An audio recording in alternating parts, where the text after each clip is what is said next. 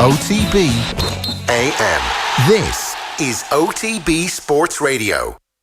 You're very welcome along this Tuesday morning, bright-eyed and bushy-tailed, we hope.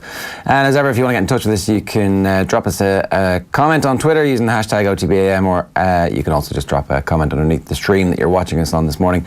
Oh, good morning, how are you? Good morning, very well, how are you? Very well, excited about the show. We've got some big fish on the show today. Yeah, big fish. A lot of good analysis coming up. I dare say we're getting our depth chart back underway in the rugby front, but it's hurling final week. Kind of took a couple of days after a couple of football stories the last couple of days that seemed to get the pot stirred.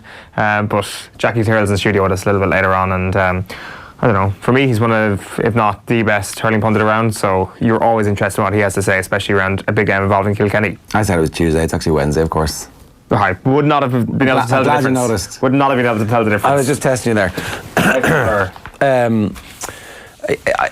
The football semi-finals both being on the same weekend means that so many stories emerge, and the hurling final being the week after means that there isn't really enough time for everything just to seep in and go, okay. All that stuff is sorted out. Let's look forward to this other thing over here. Yeah, you definitely feel like that. You're trying to digest tons of storylines all at the same time. It's like, oh God, yeah, I forgot about that very important recent historical context of this match, which is, say, 2016. I forgot about all these amazing matchups that are going to happen this weekend. Then I forgot, if you go back a little bit further than that, you've got brilliant history in the last decade between these two. And then you go back further beyond that again. And as Jackie Tyrrell will talk to us about, the ridiculous history before the turn of the century as well, when Tipperary used to dominate things. There are countless stories you could pick when it comes to Kilkenny Tipperary. Owen Kelly had an amazing stat somewhere in one of his pieces about the younger lads who are playing in this game, the younger lads from his team in 09 and 10, that group, famous group of under 21s who come in and eventually help them to get over the line, about how they've played in 7 or 8 All-Ireland finals, all against Kilkenny, including replays. It's like, that's mad. They've never played anybody else other than Kilkenny in an All-Ireland final. It's mad.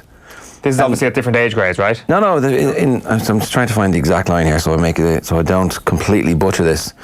Talk amongst yourselves there, Eoin, for a minute, and I'll...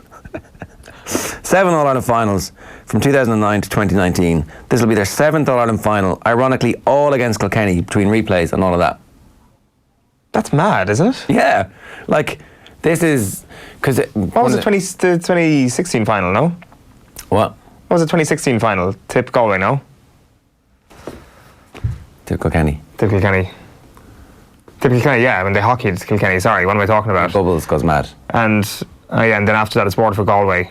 God, that is one hell of a statistic, yeah. And so back in the day we used to, gently troll Tipperary by saying, look lads, if it was going to be a rivalry you'd have to win a couple of those games. But over the years, obviously, they hockeyed them in 2016 and then they stopped the 5 in a row. So, that was important for them to do. But it's mad, and there's like a proper 30 for 30 style, like the rivalry between these two teams. But like, you don't have time properly to build up to it. You don't have time to do all the reading that's available to you. Well, like, truly, when you said, didn't ESPN do like a multi-part series on the Lakers Celtics rivalry? Like, this is hurling's version of that. Two of the biggest powerhouses. Who had the statistic yesterday? It was in the Irish Independent anyway, I think it might be Michael Verney saying that like 17 of the 20 winners of this century so far will be the big three. Yeah. And then the previous 20 years you had a far bigger spread. So 10 I think. So I'm not sure is that something to be celebrated or not, because I think there is a strong case to be made that it is something to actually be celebrated at times. Kerry. Well, yeah, okay, fair enough. At times, like, you're getting amazing finals. I think this year it probably is. I think at the outset of the year, if you said to me, would you take a Kilkenny Tipperary final, I would have said yes.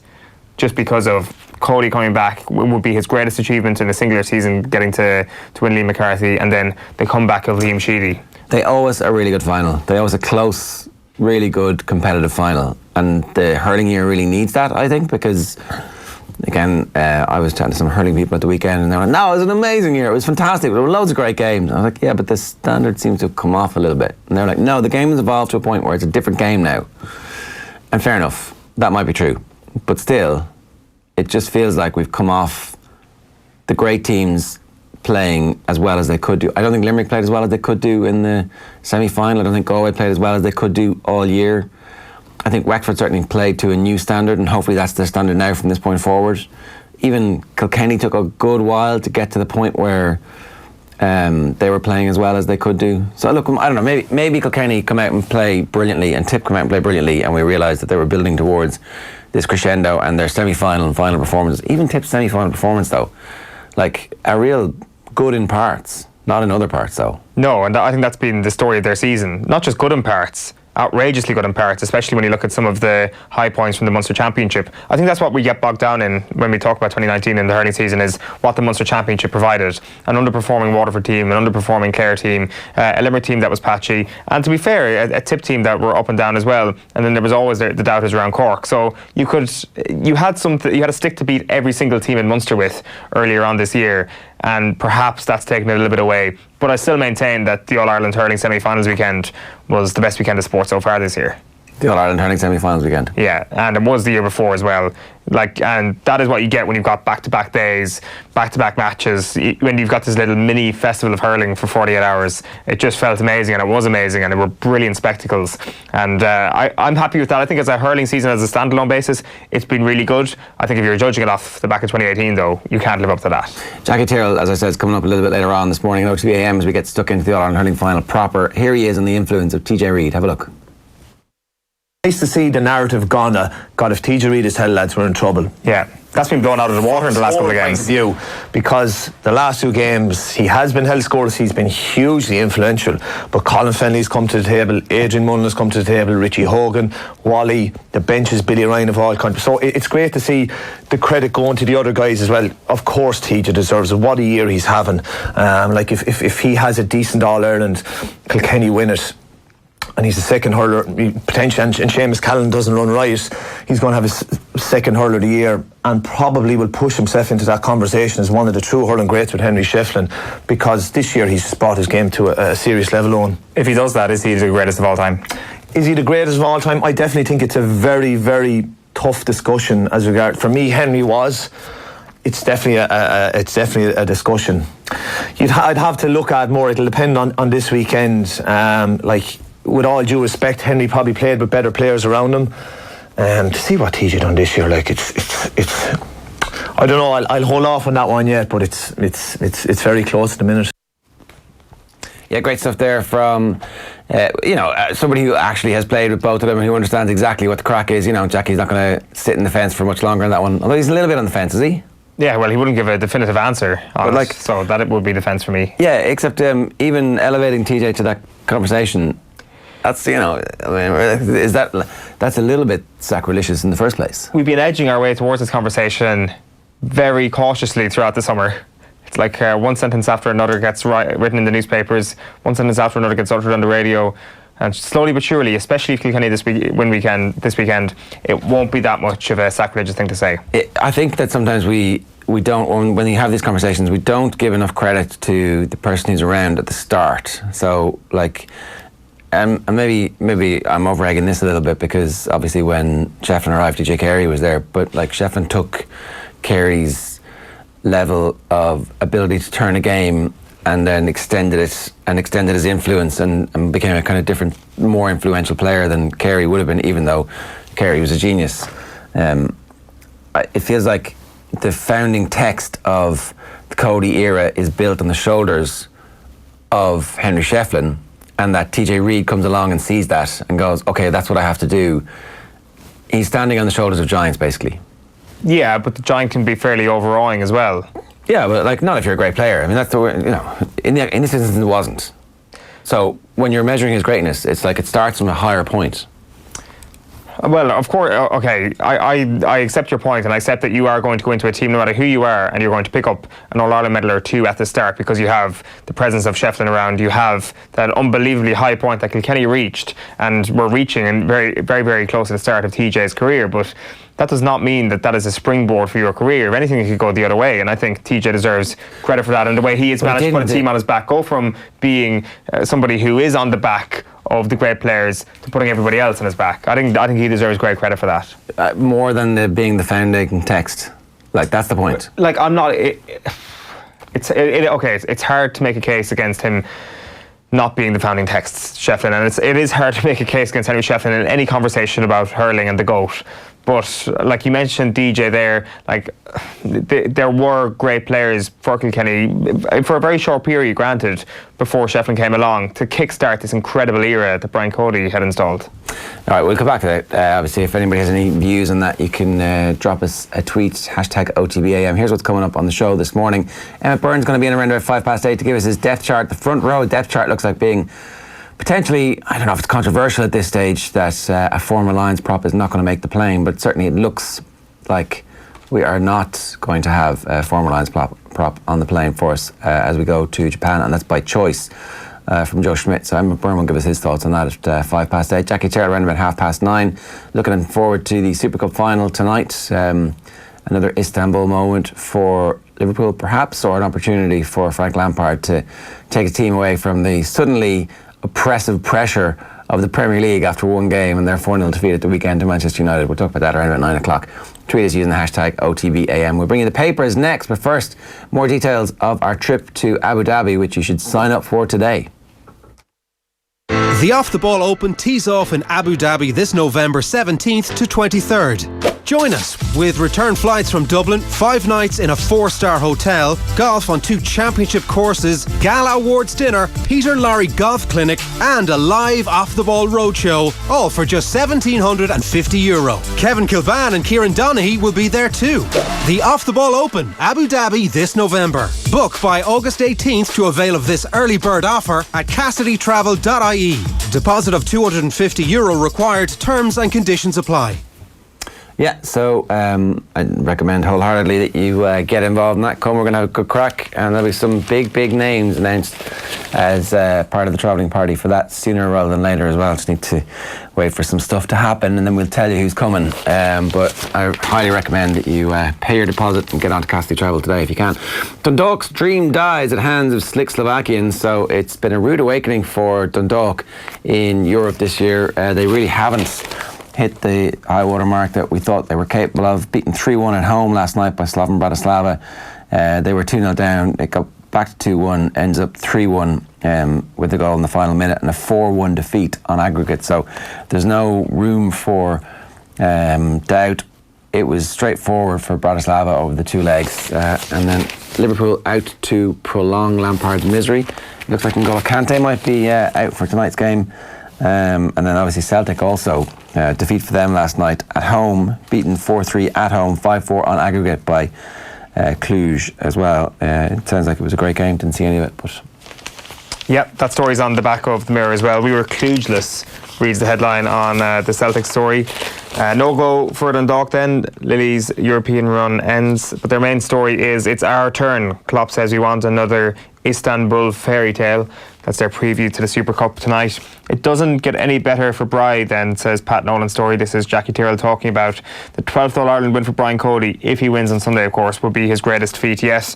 City given ban let off, says John Cross. And an interesting one here by David McDonald. Zidane to demand Pog deal. So Real boss Zinedine Zidane is understood to have demanded his club sign Paul Pogba before the La Liga transfer window shuts on September the 2nd. Now reports in Spain have suggested that Zidane could walk out in Real. Obviously he's just 5 months into the second coming at Real Madrid if they fail to sign Paul Pogba. So according to this piece, he spent the summer instructing Perez to secure the signing of Pogba, and despite signing Hazard, Jovic, Mondi and Militao, Zidane believes Real need Pogba to stand any chance of competing with Barcelona and Atletico Madrid. Got to blame Zinedine Zidane for this a small bit, don't you? which bit? The fact that you were actually protesting and saying that you are going to step down as a result of summer business that you oversaw.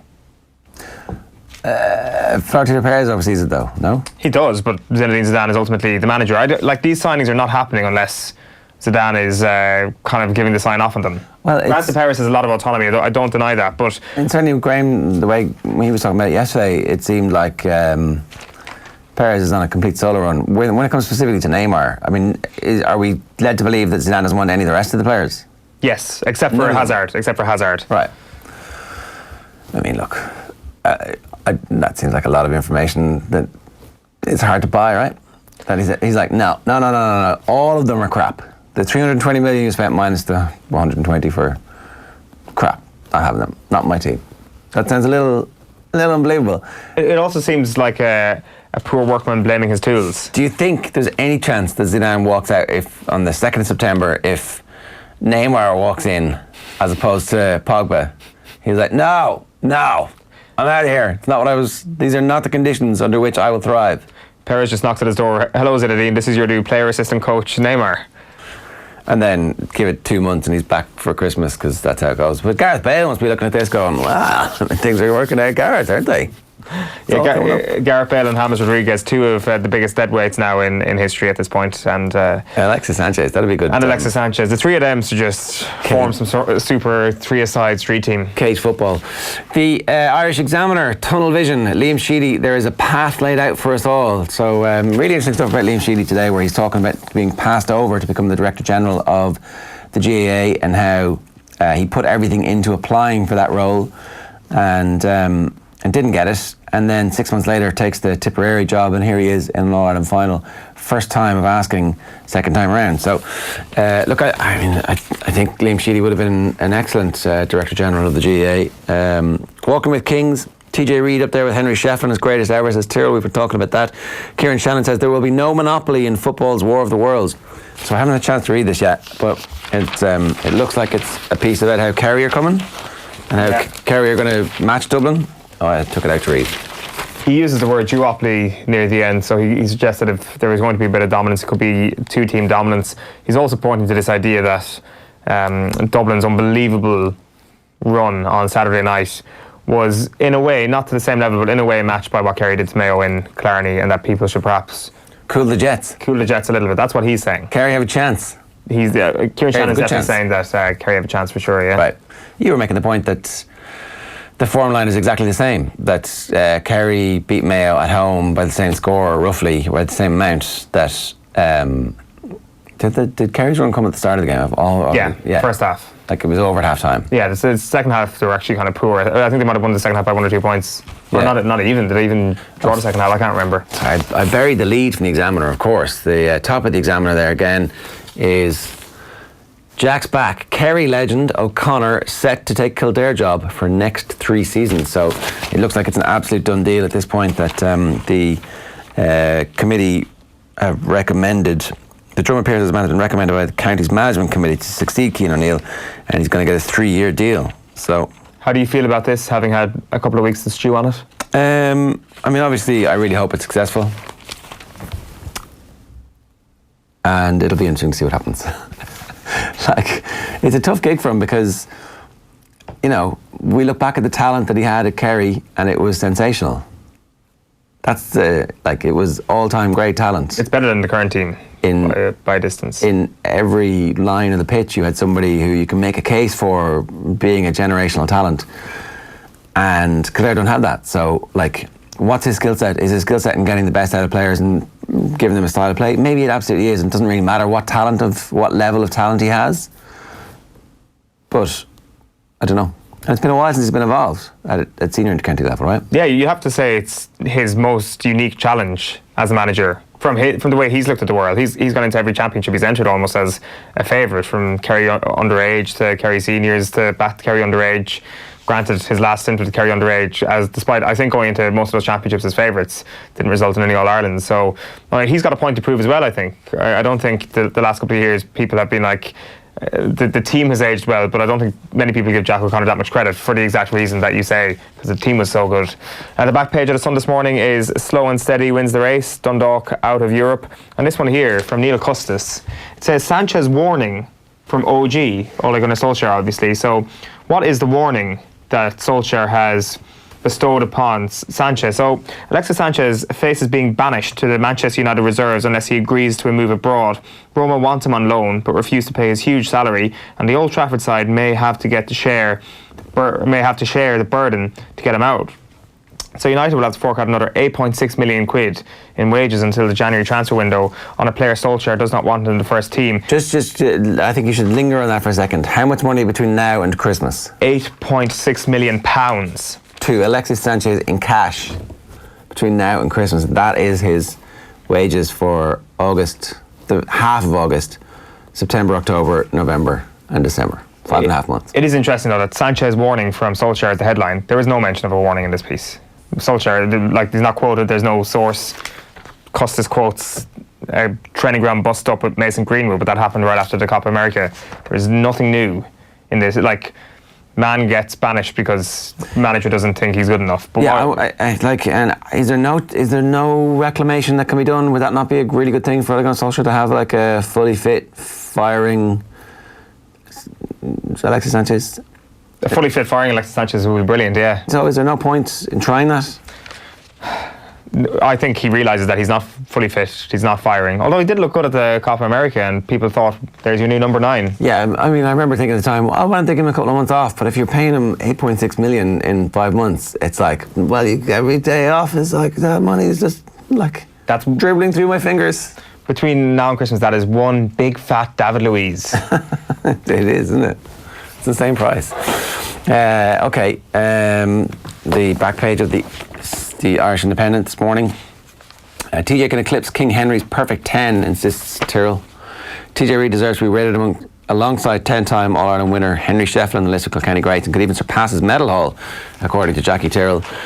Goff's Dublin links no barrier to being final ref McEnany. This is Pat McEnany speaking last night on... certainly he was speaking last night off the ball. It looks like Colin Keys may have also spoken to him. And O'Connor takes the reins in Kildare. That's the story that we've just been talking about as well. Dundalk defeat provokes questions. Celtic crash out of the Champions League in 7-goal thriller. And Brenny beat, I haven't read this yet, I'm looking forward to it. Boring football style turning public off. That's the...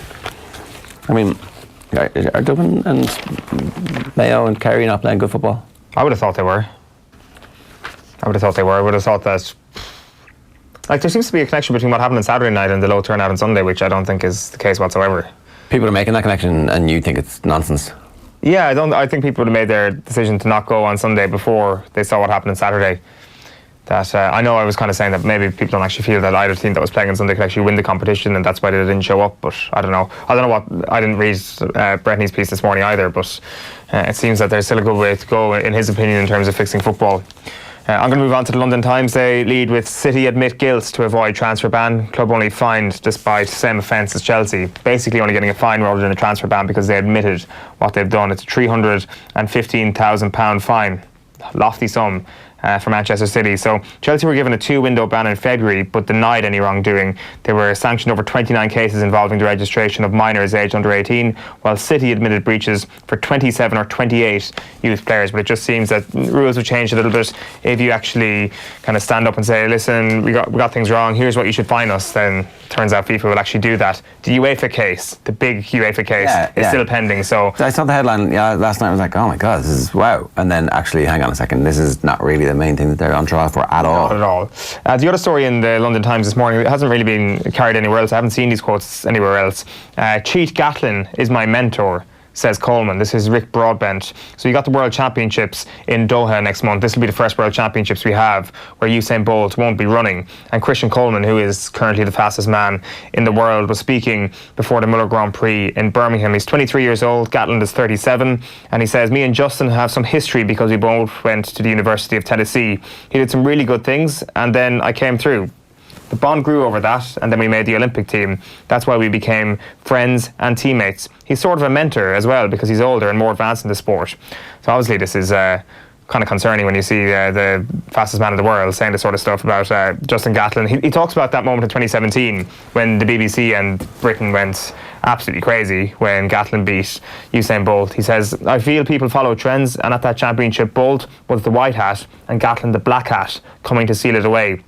I don't pay attention. I feel the sport has done a good job in cracking down with drug testing. All I can do is focus on me and hope that every time I step on the line, everyone else is clean. Knowing Gatlin, I feel like he's honest and a fierce competitor. I'm happy that he was able to go through times early in his career that were tough and still be able to compete. He then says, and this is the killer line he talks about, American sprinting coming back to the top table, of course, with Bolt having stepped away. You say America is great again, but throughout history, we've always been great. So that's Christian Coleman there, a huge Justin Gatlin sympathiser. And how old is this guy? What's like is 23? Okay, so he's only entering the start now. We should get used to his name. If he's this good now, he'll be good in Tokyo. Is it Paris after Tokyo? Yes. Yeah. Yeah, and the other American is Noah Lyles, the other guy that we have to keep an eye on. But yeah, he's currently the fastest man in the world right now. Like, he has been around for a while. 9.79 seconds is his best time. Is his best 100 metres time, which puts him joint 7th on the all-time list. So, I would say he's already a household name in athletics. He's easily a household name in athletics, but this is sort of... I've never actually heard him speak about this before, and I didn't actually know that he was mates with Justin Gatlin, or they'd gone to the same university. Conor McKeown had a good point on the pay-per-view at the weekend, saying that when he was a kid, he knew who the fastest 1500 metre, 800 metre, 400 metre sprinter in the world was. And now, does anybody know those who isn't actually an athletics fan?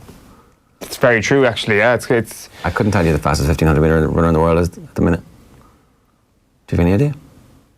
This isn't a quiz. It's I'm trying to rack my brain. Like you'd be able to say Caster Semenya in the women's race, but obviously that's a grey area right there. But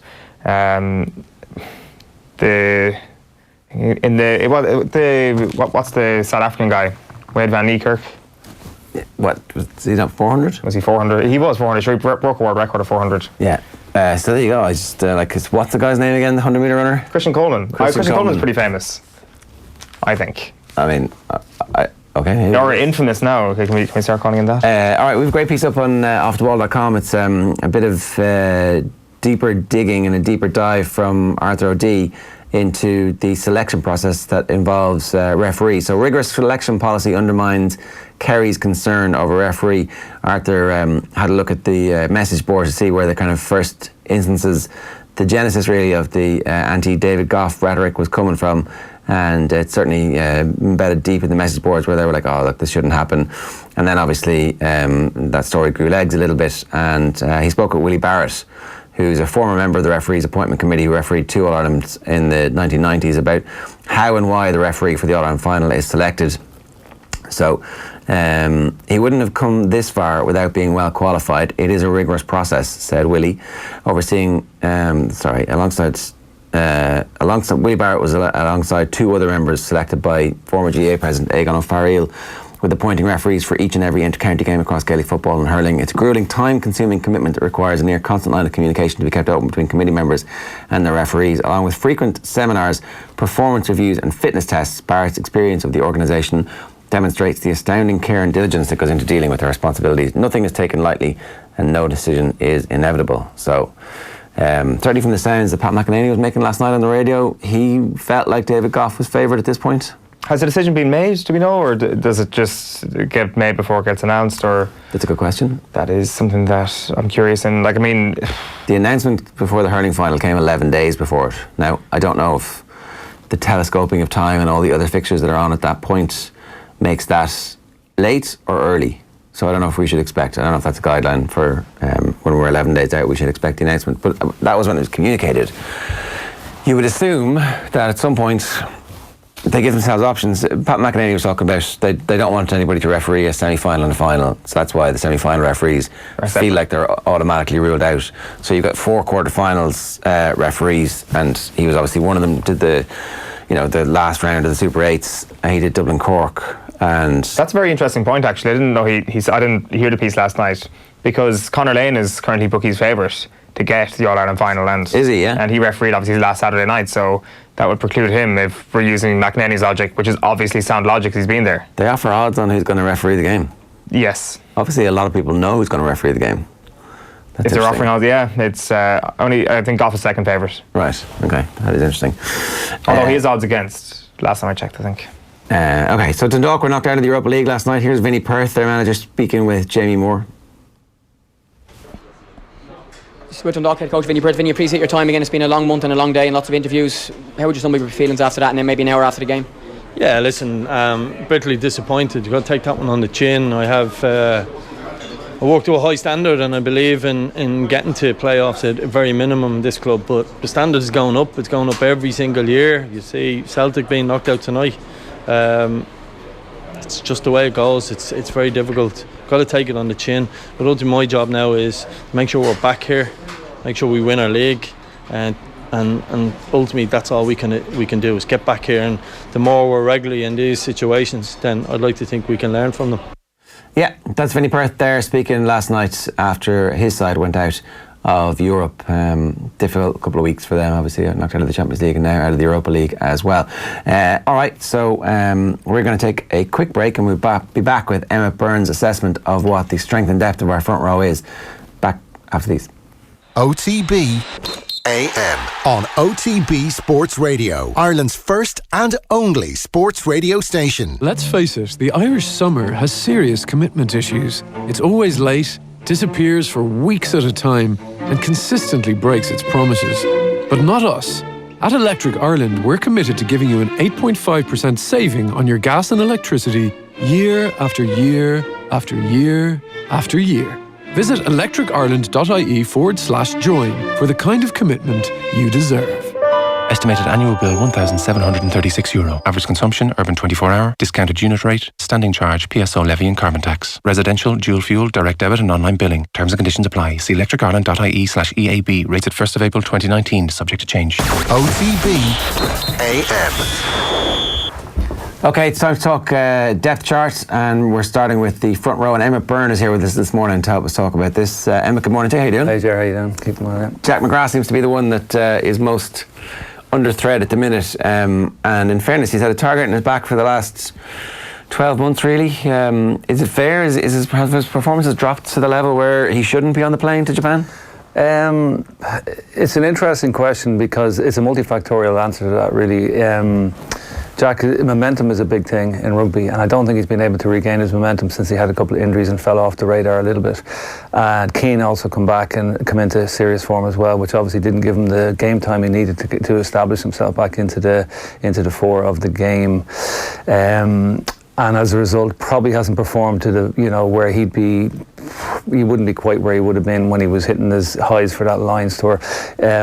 And I think a lot about the game, particularly, we're focused in on the World Cup now. We're like, if there was no World Cup, we wouldn't be talking about this for obvious reasons. So now it's kind of put the magnifying glass on where he is, like at this stage, with looking at the front rows.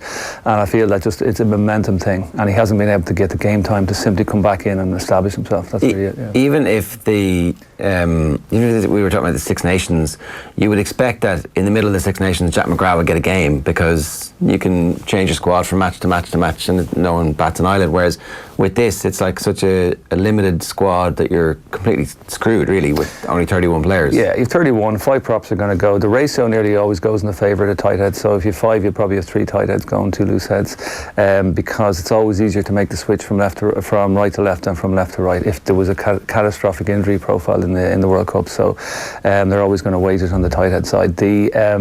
We should talk a bit about that while you make that point, right? Because Andrew Porter has done a bit of moving from side to side. Literally at the weekend, we saw him playing an unusual position in international rugby for him.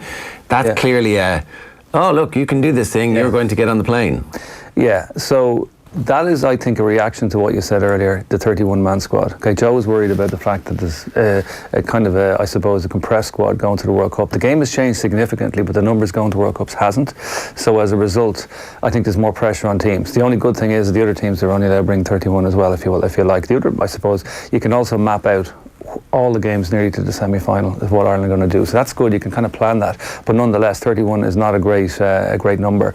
So he is, I think, late in the day possibly reacting to that by trying to get Porter to cover, because there's no way when they play a game that if they've Kilcoyne and Porter on the bench, that when, say, if Keane got injured, they would take, or if Keane was being replaced, they'd put Andrew on first. I think they put Kilcoyne on first, but they're just kind of looking at options. If, for example, they lose, like they have 2 loose heads and one of them gets injured, then they have to have cover on the bench for a following game, and that's why they're giving Porter a bit of game time there.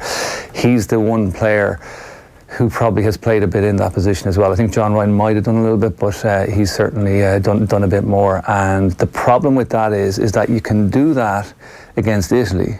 You might get away with it against Scotland, but you won't get away with it against South Africa. That's the problem, So it's a bit of a risk. Can you just explain for anybody who's kind of coming new to the sport, and there's still loads of people who are trying to get to grips with what the difference, why is it easier for a tight head to move to loose head than a loose head to move to tight head? Yeah, okay, so it's a biomechanical advantage, okay, so it's a physics answer to that question.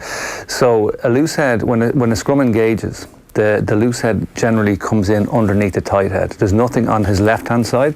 He just has to deal with one player slightly to his right-hand side, but he's underneath his chest. When you're underneath anybody, you've got a biomechanical advantage. So if I was pushing against you and I get down lower than you, I've got the advantage, even if you're a bigger person. So that in itself means it's less technical. A tight head prop has to deal with the guy underneath him, plus the hookers underneath him as well. So you've got two guys coming in underneath you. So you nearly have to be able to slip your shoulder underneath the hooker while bound to your own hooker, and at the same time shorten or minimise the surface area that the loose head has to work with on this side, while maintaining pressure down, while maintaining pressure forward, while maintaining pressure inwards or outwards. Like, you don't scrummage in a dead straight line. You're using subtle angles all the time, and that's all hip manoeuvrability. But the loose head has to worry about the bind and the hit, and that's it. That's it. And staying tight to his hooker. So if a loose head, the worry for loose head, the difficulty for loose head is if the tight head can split him. In other words, if he can separate him from the hooker, loose heads tend to turn in to try get underneath. And when you turn in, your bum comes out. When your bum comes out, you lose your second row. If you lose your second row, you're finished. That's your power. That's where your strength is coming from. So the key to the loose head is to use the outside leg to keep the hip in against the hooker. That's your most important thing, and then make sure you get a good purchase on the tight underneath. And that's to do with the speed you can get underneath. There's a little bit of grappling in the initial stages when you know to have that kind of bind, and then that's set. There's a set. It's less so than when the guys used to engage from a distance, but the engagement and the grappling happens very, very quickly, and the speed at which you can do that can determine whether you get a good position or not. Obviously the weight at which you come on behind and the pressure you can apply as well. So I'll talk a little bit about that maybe if you want, in terms of how they will be training for that as well. Yeah, totally, because then, like, how do you get better at that kind of stuff? So they've got a block of training time now, okay? I think you guys might have touched about this over the last week or two in regard to how they're preparing and stuff like this. I mean, in sports terms, it's very, very short, okay, to make changes. In other words, in the period of time they have to start a training camp to the World Cup, should really be focused on rugby. I'm going to go back to what we were talking about in a sec, because you can't turn it out into a Great Dane in that period of time. Yet I hear these things coming out of camp about these guys are doing fantastic and they're going to be way better. You can't do it in that period of time. You've just got to optimise, but to optimise you have to adapt. So the key is the period of time when you're training, when you start your training camp, is you start your adaptation towards that point. So you start working towards the specifics you need, with the key to optimise. So optimisation is the end goal at the World Cup. So you have to be very specific to each position. So props, for example, work off principles. It's changed since the engagements and stuff like that, but it works off the principles of certain types of strength, okay? So there's about 7 different types of actual strength, like you might have heard of speed strength, strength speed, explosive strength, static strength, isometric strength, total absolute strength. And these things are variables in how your nervous system and your musculoskeletal system operate in terms of executing a task on the pitch, okay? So with a scrum, historically, we used to engage from a distance. So the key strength there is explosive strength and speed across the gap, okay? Establish that, get it very quick, and then maintain the pressure on. That'll be more like isometric strength. So what I mean by isometric means it simply translates as same length. So when you're doing an exercise, say for example, concentric is shortening the muscle, eccentric is lengthening the muscle, and isometric is same length. So if you get against the wall and push against the wall as hard as you can, but you're not moving the wall, your muscles are still working, that's isometric. So when props engage now, they're engaged before they push, and they have to maintain the pressure. So that's they're not going forward, they're not going back. That's isometric. So they need to be very solid in that position. So they need to develop that type of strength. So they establish a very solid platform when they're in that position. And then the next type of strength they need is starting strength. So starting from a position. So if I put you sitting down, and this starting strength means you take what's called a stretch reflex out of the equation. So a stretch reflex is when, you know what a squat is? So squat is when you put a weight in your back. You kind of sit down into a position and you stand up. So when you sit down into that position, the muscles react when you do the turnaround. When you hit the bottom and come back up, there's a mechanism called a stretch reflex, which gives you a bit of momentum to come back up. So if you were jumping, you get more height if you went down real quick and came up than if you sat down in a sitting position and tried to accelerate into a jump. Do you get what I'm saying? Yeah. Do you understand that? So with starting strength, it's the equivalent of starting from that position down in a crouched position. So if I sit you down and I put a weight on your back, you've got to accelerate as quick as you can up without any backward motion and forward motion. And that's what happens in a scrum now, is they engage, they're isometrically engaged, and then you've got to bang it as quick as you can as soon as that pressure comes on, and that's the key to starting strength. So they're going to develop all this stuff and try to do as much as they can within that period of time. With the same time though, the complexity in rugby is when is in that you've got so many factors to think about, okay? So you've got, that's one aspect of the core component of the physical side of it, but you have to be able to repeat those efforts over 80 minutes, technically speaking, as well. If you have to prepare for that in case there's no substitution. So with that in mind, you have to prepare for a certain amount of speed, strength endurance as well. You can't just do that once in a game. You have to be able to repeat it over and over again. So if I got a heavyweight powerlifter and I put him in a scrum, he'll destroy a guy for the first scrum, but he won't be able to repeat those efforts over time. So you need to train for that too. So and then you've got obviously stuff like your skill stuff, your organisation stuff, your understanding of the game, your understanding of the role in the game, and that's where the real complexity comes in. And you're doing this in a short period of time, so you can appreciate quite difficult it is to kind of get this very perfect coming into the World Cup. It's very interesting. So we're naturally obviously seeing a difference in how front row players tend to kind of play the ball. They're more ball players these days or whatever it may be, but clearly there's going to be a body shape change to what you're talking about there. Very subtle. It's not something that Ger or I would be able to spot, but probably something you've noticed over the last couple of years. Yeah, well, you sharpen it. You can change it. Like body shape takes a lot of time, so you can do that over a period of years, but you can sharpen your ability to execute in those areas over this period of time, definitely, yeah. And you need to step back to go forward. In other words, you need to give the body a little bit of a rest and then really attack it, and ramp it up. I mean, so it's not a linear line. It's up a little bit, down a little bit, but overall, you're moving forward that way. But it's very slow.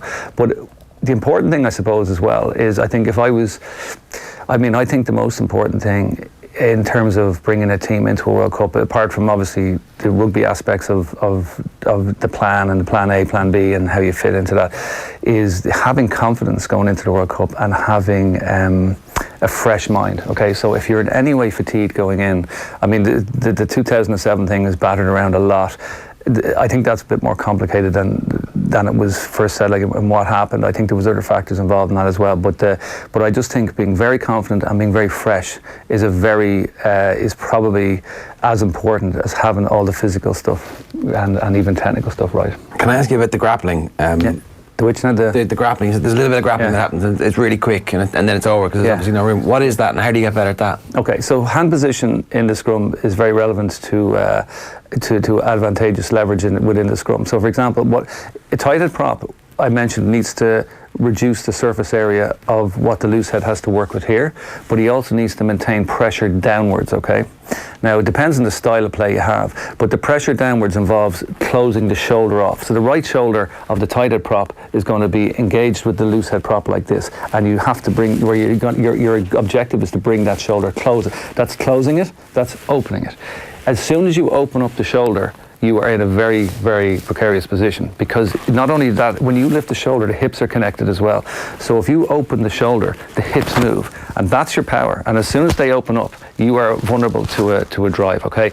The key to a loose head driving a tight head back, and I'm going to emphasize this, a tight head is doing his job if he's holding the scrum. A loose head is not doing his job unless he puts the tight head under pressure. That's the difference. So I said one is easier than the other. Technically it is, but the actual job, if you add it all up, the loose head's expected to put the tight head under pressure because he has the advantage. You're trying to take him out of the game, destabilise the scrum. He can't do it unless he opens up the tight head. So if a tight head can keep the pressure down, and that one of the key principles is closing the shoulder. So even if the arm is up, a good tight head will turn his shoulder like that. He's not going to let this go open like this. So just because you see him the arm up doesn't necessarily mean it's open. But if the arm and the shoulder go up, the hip goes up, you're in trouble. So a loose head never gets in under a tight head and just pushes. He lifts first, destabilizes, and then pushes. But once that, this is where the arm grip comes in. So if a loose head can get a very deep grip up on the back, so say for example I'm facing a guy and I have a grip just here, I'm not going to open up anything there because I don't have the leverage. You're trying to open up the elbow to open up this arm. So, but if I'm reaching up and my hand is in the middle of his back and I can open up my elbow, I'm lifting his elbow on top of it. With that, the shoulder goes up and then suddenly he's open. And that's where the grip kind of, I suppose, battle is going on. Also, how do you practice that though? You practice. You have to do live situations for that. You have to do 1-on-1, 3-on-3. 2-on-2, and then ultimately full scrums. The problem with full scrums is ego gets in the way, and guys just don't want to, even in practice, they don't want to. And injuries happen. Yeah, it's unusual to get a serious injury because I think guys are used to these things, but the problem is the quality of the training can diminish when you're trying to perform a task and somebody is at all costs just trying to not go backwards, for example, and then when there's no specific referee and where you can't get penalised because this is a training situation, you're not playing a match, guys will cheat as well because they don't want to go backwards, and it's an inherent built-in thing to props. I mean, you don't want to go backwards, and that can sometimes mess things up. If you have a very organised, structured scrum session where there's a concession that we're just going to practice this, then you can practice the speed at which you bind, the speed at which you get under the opposition player and stuff. So the other thing then, the other grappling part is the height. Okay, so that's getting under is the key, or establishing pressure downwards from a tight head point of view. Sorry. It sounds like a martial art. Are there martial arts that you can practice in your kind of off season that make you better at this? Jiu-jitsu is probably the best one for that. Technical leverages and stuff like that. Yeah, definitely. I mean, the thing about jiu-jitsu, it's a kind of a fairly. I mean, you from MMA, you probably know a bit about that, would you? They focus on leverage more so than absolute strength, if you like, but grips are hugely important because anything that involves wrestling or grappling, if you like, starts with grips. It always starts with grips. You can't do anything if you don't actually grab the person. Where you grab them is relevant. So, for example, in jiu-jitsu, if you grab, or judo even for that matter, if you grab a lapel, like a part of the apparel that they wear, you can push and pull. If you just grab the arm, you can only pull. Thinking like this is relevant, So if you grab the arm of an opponent, he can be much more relaxed. If you grab a fixed part of his body and able to move it, you can push and pull as well. So understanding those concepts is where the martial arts comes into it, and then practicing the speed of the bind, and then grip endurance. So grip strength is one thing, but being able to repeat the effort and not get the forearms tired out so you can actually make that effort is relevant as well. Yeah. That makes sense. So, say if Andrew Porter was a loosehead prop, where would he rank in terms of Ireland's options? Just three. Really, yeah? Yeah, probably. Not because, I suppose, it's not because I think he's a better loosehead prop. He's not a better loosehead prop than Jack McGrath because he simply hasn't played as much. It's because he will be on the plane. And that's what you've got to focus on. You can't play somebody that's at home. I unfortunately for Jack, I just don't think he's going to make it based on the moment. I think David Kilcoyne, as I said, there's very little changes in terms of the fixed structures of what was the Six Nations prior to the plane. I mean, I don't care what the form of Ireland is. I don't think they're going to suddenly make radical changes or any weird kind of wonderful changes. I think they're going to stick with Kilcoyne. I think the two props that we have at the moment, Keane and Tig, are arguably the two best players that have ever played in that position for Ireland. And there's all the aspects of the game that they play is better than the players below them. So their set piece play, their experience, their understanding of the game itself, their understanding of their role within the game, their decision making, their ball skills, their defence, their attack. There's nowhere you'd go, the lads below them, and any part of that. You can't say the same for Rory Best. That's why I'm making this point. Rory Best is the number one hooker without doubt, but his roles are different. He's the captain of the team. He's a dependable, solid individual, but he's not better than Sean Cronin at certain aspects of the game. Sean Cronin is definitely better than him at some part of the game. And I think Sean will travel despite all the rigmarole around him, because I think it'd be a very unwise decision if you're 3 points behind Scotland and you have 15 minutes in the game to go and you take someone like Niall Scannell off the bench versus someone like Sean Cronin, because I think Sean offers that a little bit more. I'm not comparing he's better than him. I just think he offers that edge that you need when you're under pressure with the last few minutes. He's got an ability to break game line late in the game when you need to do it. And you need to have options. You can't bring somebody off that's just going to repeat the same thing again. You need to have someone who can offer something. So, if Sean, as I said, I mean, when Sean's form for Leinster was very good over the seasons, there was, talk of him maybe taking over from, there was talk about it, maybe putting pressure on Rory Best for certain reasons. It's just that the circle, he wasn't able to complete the circle. He wasn't able to consistently perform to the level he needed to do at the key moments to do that, and then there was all this kind of doubt around him. Whereas I still think he has a lot to offer, but there's not as much a disparity between him and Rory Best as say the props and the guys below them. Okay, let's have a look at how things have changed from January. So obviously we talked about this. So what are we at, the 14th of August today?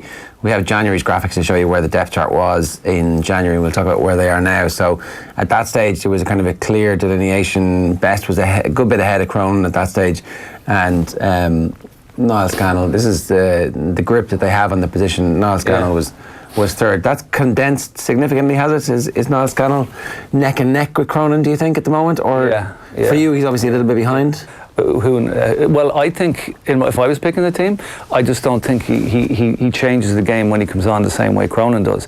As an overall concept, if you're starting a game, it's different, but you'd really have to say they're pretty much even on that, and you might even pick Cronin on the bench on the basis that he can bring that impact in. So that has value. So in a weird way, he's number two, but he's number two to Rory Best, but he's also kind of number two to Niall Scannell. Yeah, weirdly enough, yeah. Well, but that's arguable. The Niall Scannell, Sean Cronin, number two from a starting point of view is arguable, whereas I think the other way isn't. And I think they'd be mad not to keep him on the bench as the impact hooker in that situation. So, for example, they play. Say they're playing Russia, for example. They might pick Scannell, but they might use. Say Sean Cronin as a perpetual bench player, whereas Scannell might get a couple of starts. That's the way I'd put it. Yeah, probably. And that makes sense because Cronin is going to change the big games in a way that Scannell won't, unless he's more potential to do it. I mean, when you, like I said, I think we have to remember effectiveness. Being effective is variable. So I could have somebody who's a good player at Lansdowne club level and they look great, and then you move them up to say Pro 14 level and suddenly they're not so great. So you have to be able to replicate your standards and make an impact at the various levels. Now you're limited by the players you have, but Ireland have to optimise what they have if they want to make a mark in this World Cup. So historically, there was a player who came to Leinster who claimed he could play loose, hooker and tight end, and we were all looking at his CV going, this is absolutely fantastic. But he couldn't play any at that level. And you know what I mean? That's you could probably pick him for the third piece in Lansdowne and he'd be able to play loose. But this was the nonsense. So you have to be able to be effective at the levels you were bringing it up to. Otherwise, it's kind of you're spinning your wheels essentially. So I was reading something from Rory Best about the technicalities of the game, and he's like, it's kind of a bit like being a goal kicker. Obviously, Sean Cronin has had difficulties with lineouts, and there was, the audition in the Six Nations didn't go very well. What can he do? Is there? Yeah, I mean, I think when you've got fixed, repeatable skills. What I mean by that is kicking doesn't change. So your technique in kicking, you can fix that, and you can sit down and you can place the ball the way you want to place it, no matter if there's 80,000 people or if there's 80 people. If the ground is rough, if it's smooth, whatever, you can put it down. Same way line out. You can set yourself up the same way, and you can practice. Now the difference between kicking and throwing is you're dependent on people. So if no one jumps in the line out, you're not going to win a line out. So you're dependent on the timing of the lift, you're depending on the movement of the players within the line out, you're dependent on the guy who makes the right call. So there's more variables in it. But the actual throwing and accuracy of the throwing can be practiced to a point where, there's a famous story about, I think the key to these things is correct practice, okay? Now, there are sports psychologists that would come in and say correct practice under pressure. So it's different when you're standing, the famous, apparently snooker players can get 147s, they're going out of fashion in there, but when you put them in the crucible or whatever, they're only getting knocking one every. So the pressure changes that, okay? Same with golf, same with anything that's repeatable. But the more you practice, the better you get. I mean, the famous story is Michael Jordan. He's having a real kind of, I suppose, physical match with one of these teams, and as part of a psychological ploy, when he gets a free shot, he goes, "I'm going to do this with my eyes closed," and everyone's laughing at him, going, "Yeah, right." And he does it and slots it with his eyes closed, and he gets interviewed years later, and he goes, I practiced that thousands of times. Right. So I mean, so throwing is similar in that sense, is that you just got to practice, but you got to practice correctly, and then you need to get the exposure. And I think that Sean's not able to separate the pressure from the actual execution of it himself. I mean, they have touched off. I mean, they do get sports psychologists that do give them pointers on these things, but you need to be very zen-like when you come into that zone, and like you're at a 5 metre line. The 5 metre defensive line is your highest pressure line. Attacking is a pressure as well. 5 metre attacking, anywhere where you're on the peripheries is the pressure. But the attacking, if you miss it, the consequences are less so. Whereas, I mean, unless you're, of course, if you're 3 points behind and you lose that line out, that is bad. But if you concede a score after missing a line out close to the line, that's going through your head. So you have to be able to separate this level, this failure. And if you're able to execute confidently like you would in the middle of a park, then you have a better chance. There's no 100%, but you have a better chance. I think Sean struggles with that connection. All right, I'll just reiterate the scores on those hookers. Then it's we get Best an 8, Cronin a 7, Scannell a 7, and then Rob Herring's in with a 6. So I think Rob's lost a bit of momentum. Yeah, Scannell is probably. I mean, if the team, they're going to pick 3 hookers, I suspect, and I think they're the 3 they'll go with. And as I said, I don't think in terms of. There's pros and cons as to the way they'll work Scannell and Sean, so I think that evens them out slightly. Best is not as dominant in terms of the position as the props, so he doesn't get a 9, he gets an 8. But there's no question, I think, at this stage, unless it's an injury, that he will not get picked for the big games in the competition. All right, we're talking with Emmet Byrne. It's 25 minutes past 8 this morning. Let's move on to the loose heads next. Let's show you what we had in January for them. So Cian Healy was a good bit ahead of Jack McGrath, who was a good bit ahead of Dave Kilcoyne at that point. Obviously, Kilcoyne was yet to kind of have his breakout year that he had this year, and I suspect those positions have changed now, right? Yeah, I mean, you'd probably close to a point reverse them. Pretty. The 2, the 8 and the 6 would probably be reversed. Like, I think Jack is like if you ask me. At the peak of their careers, who's the better player? I'd actually pick Jack ahead of David Kilcoyne, purely because he's a bigger man and he's able to. In the games that Ireland are going to be struggle with, it's not the games where they play the high-skilled teams like New Zealand and stuff. It's the guys who drag them into deep water, the highly physical teams, the teams like England, the teams like South Africa. They're the 2 teams I'd be keeping my eye on, and we are going to probably have at least a 50-50 shot of meeting South Africa at some point in the competition, if not in the first quarter, hopefully in the quarter, and hopefully if all goes well in the semis. So. The problem is the style that South Africa play currently, I mention currently because they're playing better than they were, say, 2 years ago, is not the sort of style that Ireland like to play against, because Ireland like to control the gain line and the breakdown. And when you play against a team who are ultra physical, like England were, and like Saracens against Leinster is virtually Ireland against England, they control that, and then Ireland's game plan can't be executed with that. So, and that's down to pure physicality. Accuracy at the breakdown is one thing, but it's physicality. Whereas New Zealand tend to not engage as much, and they tend to move the ball a bit more, and they make their score slightly differently. And I think that suits Ireland, the way they defend and the way they attack a little bit more. It gives Ireland can access the game a little bit better. So with that in mind, I think Jack McGrath offers that little bit more kind of just bulk and weight and size when he is playing well.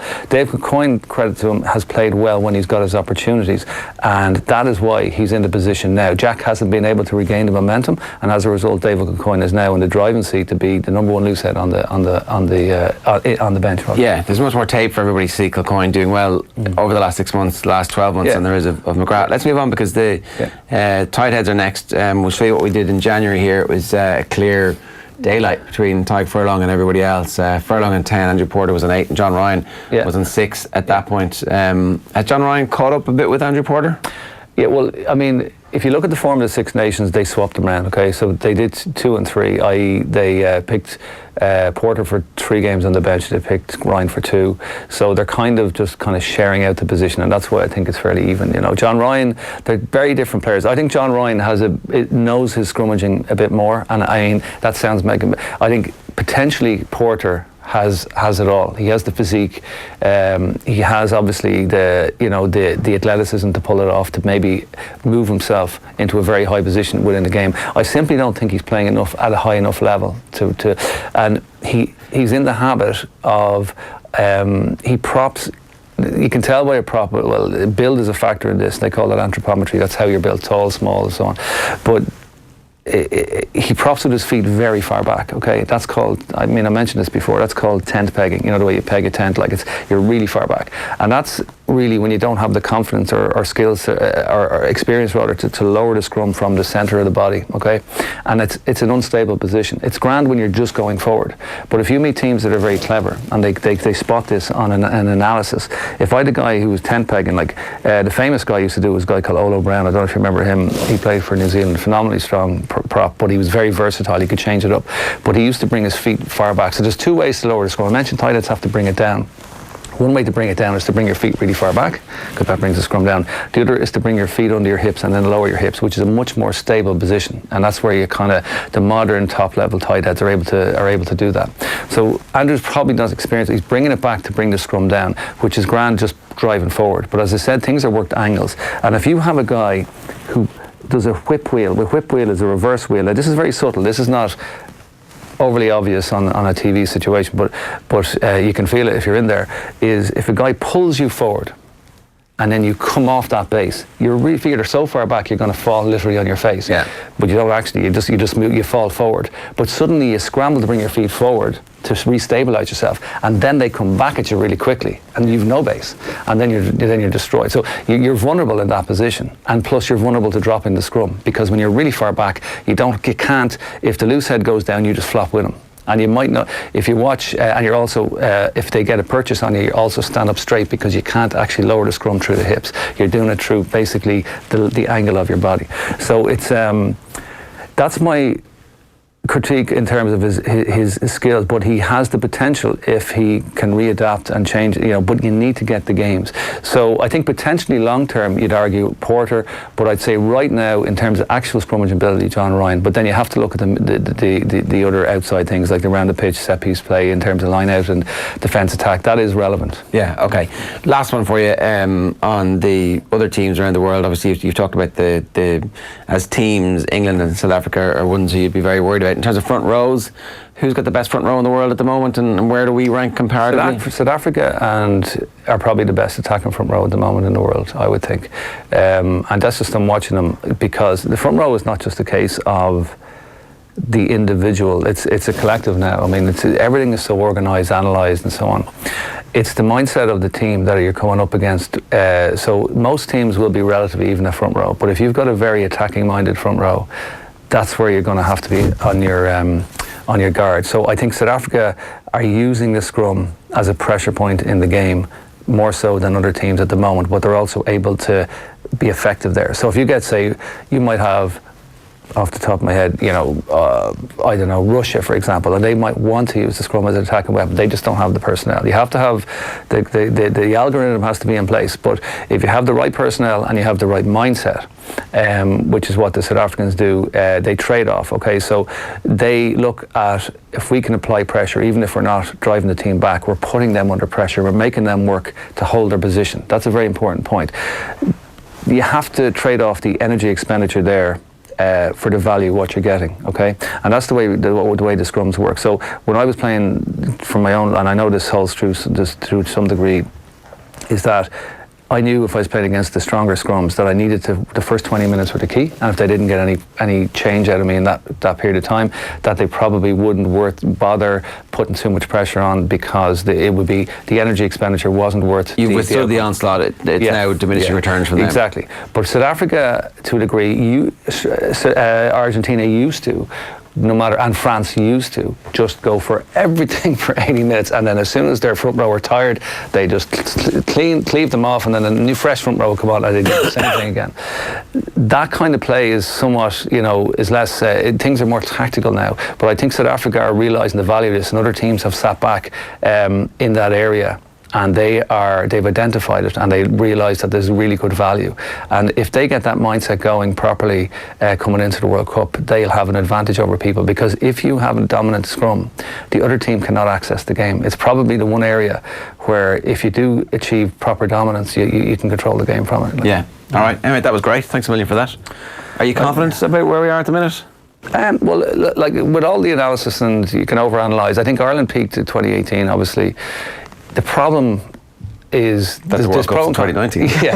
Yeah, and like, well, I mean, but the big thing is like, and you know, Joe has done a great job, but he says you can't turn around a peak trough scenario in 6 months. You can't turn it around. It takes sometimes 2 years. So the good news is that there's a very level playing field going into this World Cup. Ireland will always have one big game. The question is, can they string 3 big efforts back to back in 3 weeks? That's your question. We can map it all out. You can map the pool stages out. Then you have either South Africa, New Zealand, assuming they win that, and then you've your the only game that's a big mystery is who's going to come out in the other side. So it's a level playing field. I fear that the teams, there's a minor shift towards physicality in the last couple of months in rugby, and I think the teams going in with the most physical teams, England, South Africa, etc., are a slight advantage.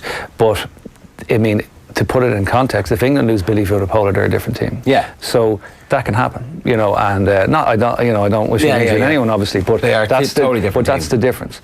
So Ireland have a chance, but I think they're not peaking like they were, say, a year ago, and that's, you know, that's just a timing issue. And I'd say they're going to, if they make a semi, that'll be a very good result. Yeah. All right, Emmet, good stuff. It's 35 minutes past 8 this morning. You're watching OTB AM. Let's get to Kilkenny legend Jackie Tyrrell. He joined Eoin in studio yesterday afternoon to look ahead to the All Ireland hurling final.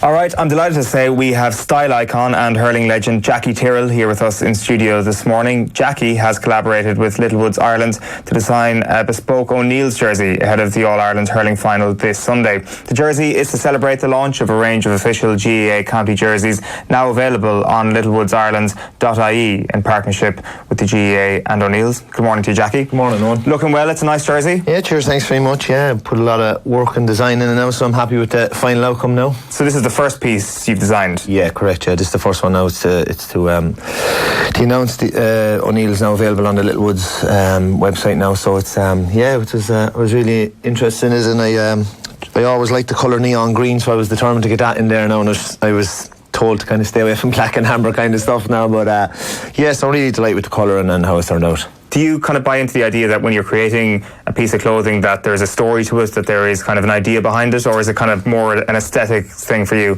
Yeah, well, I like to have some depth in it, Owen. I like it to have a value, a meaning, something to me, a connection, and I tried to do that with this. I played for Kilkenny for 14 years, so there's 14 stripes down the front of it. A year for every year I played with Kilkenny, so I signed it in the bottom corner as well. So just small little nuggets of stuff, that symbols that represent my career and playing for Kilkenny, and that great journey that I had, and I like to think that it replicates my career in what I did. Well, it's class, good job, it's looking well. This weekend, Tip Kilkenny. Talk about Tipperary first here. You love Tipperary, I'd imagine. Of course I do, yeah. Being a Kilkenny man growing up, there was always that massive rivalry, and I grew up on an education of you didn't like Tipperary and Tipperary didn't like us, and my dad and everyone around me, and they grew up in a time in them when Tipperary beat them handsomely on the field and would batter them as well, like, and that was the way hurling was then, and but it's a brilliant magic rivalry. It's for Kilkenny and Tipperary this weekend. To win, it escalates beating anyone else, but to lose, it drives you further, deeper into a world of oblivion. So that's what I'd store for both teams the weekend, and to think that both teams are in the All-Ireland, you wouldn't have thought that at the start of the year, and particularly probably from a Kilkenny point of view of where they were last year and the mixed league that they had, but in typical Brian Cody fashion, he tears up the script, and here they are now facing down Tipperary. Yeah, you wrote about it a good bit in your book, the diet of Tipperary stories you were brought up on, and it was based in a real way. Like, now when we talk about Tipperary and say your team especially talking about Tipperary, you might say that they had to create stories about Tip in their head, but really before you started playing, it was one-way traffic in that rivalry. Oh, there was, yeah, and it was all Tipperary. Tipperary were dominant in the 60s and the 70s, so I'm told, Daniel, but it was like, as the lads say in Kilkenny, the hay saved and Tip gone out of championship early was a great summer, and that was the kind of the narratives, and likewise across the border, they had their nuggets of you could almost say hatred almost for times, and you do build up that when you're in that rivalry. And then afterwards, when the game is over and all that, you go, well, what was the real fuss? Not that the fuss, but rivals there's so much kind of needle in it, but it's all for the love of getting one up on your fellow county, on your fellow neighbours, and it's a brilliant rivalry. Like the lads will go out hammer and tongs the weekend. They can't wait for it, and there'll be so much other stuff wrapped up in it as regards tactical awarenesses and matchups and things like that, which is the really intriguing part that I'm looking forward to. Yeah, we'll get into those matchups in a moment because a couple of them are absolutely fascinating. But is there any particular moment from a Tipperary match or a Tipperary encounter where you thought to yourself,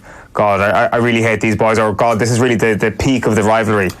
I suppose when you're kneeling down in Croke Park and the rain has come down your back and there's blue and gold. I can't even remember the stuff, the confetti falling off Croke Park, and Vesti Kerwick is singing Tipperary songs and they've stopped you doing 5 in a row. That's a fairly dark place to be, and I'll always remember it.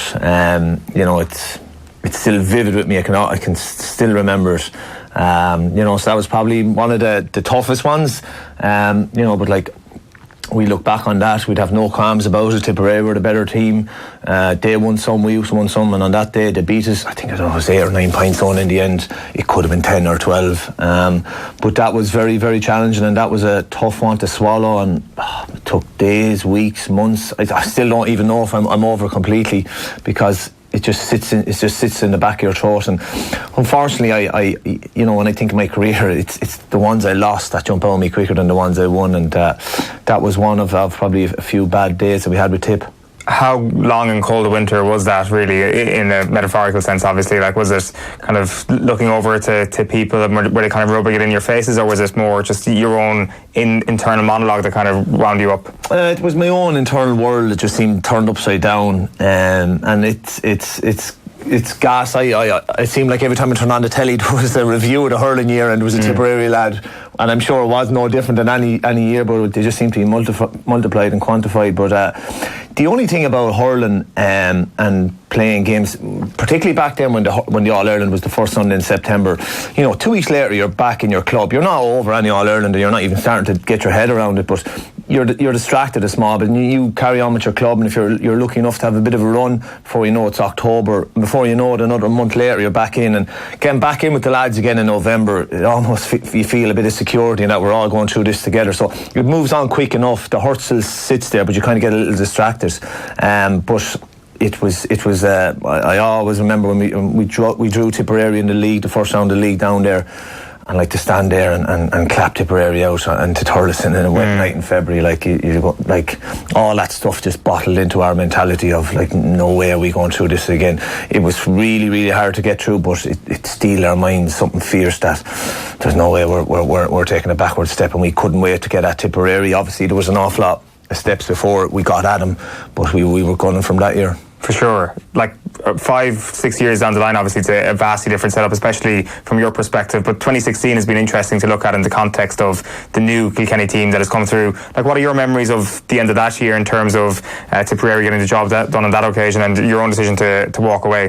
Yeah, well, I suppose 2016, when Kevin Kelly got that goal and put us in a great position. I remember warming up at the time. I thought I was going to enter the fray. I never did. But I remember just sitting on the bench with 10 minutes to go, and Tip were just rampant. It was practically gone on us. Some people would probably say it was. I'd always be an optimist, but just they were rampant, and those last 10 minutes just dragged, and particularly when the clock ticked into 70 minutes, I wasn't even really thinking about the game anymore, because it was gone at that stage. I was like, is this my last time here? Am I going to retire? I had a fair feeling deep down that I had, and it's just trying to control all those emotions and just get through it. And obviously I was devastated for the lads that played, and I wanted to be some level of comfort for them after the game, because I know what it's like to lose an All-Ireland playing. So as a sub, I wanted to be able to give them some bit of level of support and things like that, because I knew that we hadn't performed, but I knew that they'd be devastated over it. And it was just, I always remember walking off Croke Park and having a look around, just saying I'd say this could be my last time here in a black and amber jersey. Did you think it would be the last time for Kilkenny in general at that point? I didn't really know. I didn't. I thought the nucleus of the team was very strong. I thought there were some really good young lads at that time. Subsequently after that, Richie Hogan ran into a bad string of injuries, and he was really pivotal in that time as well. couple that with a few other lads walking away, Kieran Joyce and Owen Larkin as well. But it was probably more the knock-on effect that I couldn't quantify, as in, like, you know, in 2014 Henry and that mass exit of Tommy and Jage and all that. Here was a few more lads retiring, Richie Power as well. So it was probably hard to quantify it, and when you look back now, it was always going to be a very tough couple of years for Kilkenny. You know, like probably most counties, probably if they lost that level of talent, they probably wouldn't be back for 5-10 years. So it's testament to Brian and the evolution of the development squads and the panels, the players that are being developed in Kilkenny, that they're back here not too long, like 3 years later, here we are back again. Yeah, because I think we all remember Brian Cody being interviewed after the game, and he was actually kind of hopeful after 2016. I think we all kind of rushed to a conclusion that this was really the end of an era, and he was saying there were a lot of top players here that we haven't seen yet, and a lot of players that were never even involved in the senior squad at that point back in 2016 yet. You're looking at what they've done this year, you're looking at the age profile and how they've got to this year's All-Ireland final, and it looks like a fairly prophetic phrase from Brian Cody back in 2016 now. Yeah, it does, and like Brian has a net talent, a net IQ of the talent in Kilkenny. Like, he knows so many hurlers. Like, if there's any promising hurler in a club down in South Kilkenny, he'll know about him, he'll know what he does, he'll know if he's going to college, what kind of guy he is. So he has his finger on the pulse as regards the level of talent in Kilkenny, but he has, I keep saying, he's an unbelievable ability to get the very best of a guy. See a guy, bring him in, develop him, see a role from him in the team, and just the combination of all that coming together. I look at Conor Brown from my own club this year, coming in midfield. Like, I would say in the All-Ireland semi-final, possibly didn't hit a ball out of his hand, but possibly hit everything else that moved in front of him, and that was his role, was to limit Cian Lynch's influence, and he did that, and to provide security to that half back line, and he did that, and to make himself an absolute nuisance and a wrecking ball, and he did that. And Brian put enough hurlers around Conor to make things happen, and that was his role for the team. Like, I had a role in 2011. Like, I had no interest in clearing ball that day. My job was to limit Larry Corbet's influence, and he knows the guys that can do that job as well. And I would expect Conor Brown to be detailed the same thing on Noel McGrath this weekend. You know, get in Noel's face, make it hard for him, get him striking off the back foot. And Brian is able to see what's in front of him and being able to make those really key decisions. Are you looking at Conor Brown in the club dressing room and saying to yourself, this fella's going to be an absolute star for the inter-county team? Or is there still a Cody element that is getting the very, very best that this guy's talents possibly have? Yeah, well, I remember he went away to Boston for a summer from the same club as us, and he went away, you know, a impressionable chap in college, a really nice lad, probably slightly immature. And he came back 3 months later, an actual man. Like, he obviously trained really hard over there, and like, he would have come back into our club team going, God, we don't know where this lad's head is at. Within the first couple of training sessions, he's back in midfield and was one of our main men that year. We got to a county final, we lost it, but he was brilliant for us. A great attitude, but you know, probably needed a bit of work and a small bit of guidance. And you know, Brian brought him in, and here we are now in an All-Ireland final, and he's probably facing down Noel McGrath, probably one of the best countries in hurler, and no bother to him. He'd have the attitude, bring him on, there'd be no hassles there. Like with Conor, he has a great mentality, and you know, it'll be a key matchup the weekend. Yeah, because like on that, Cody was saying this week that you can see genuineness, honesty a mile away. It is so important to have that. You can't just switch it on and off. It is either what you do or don't. It is brilliant to have players who do it.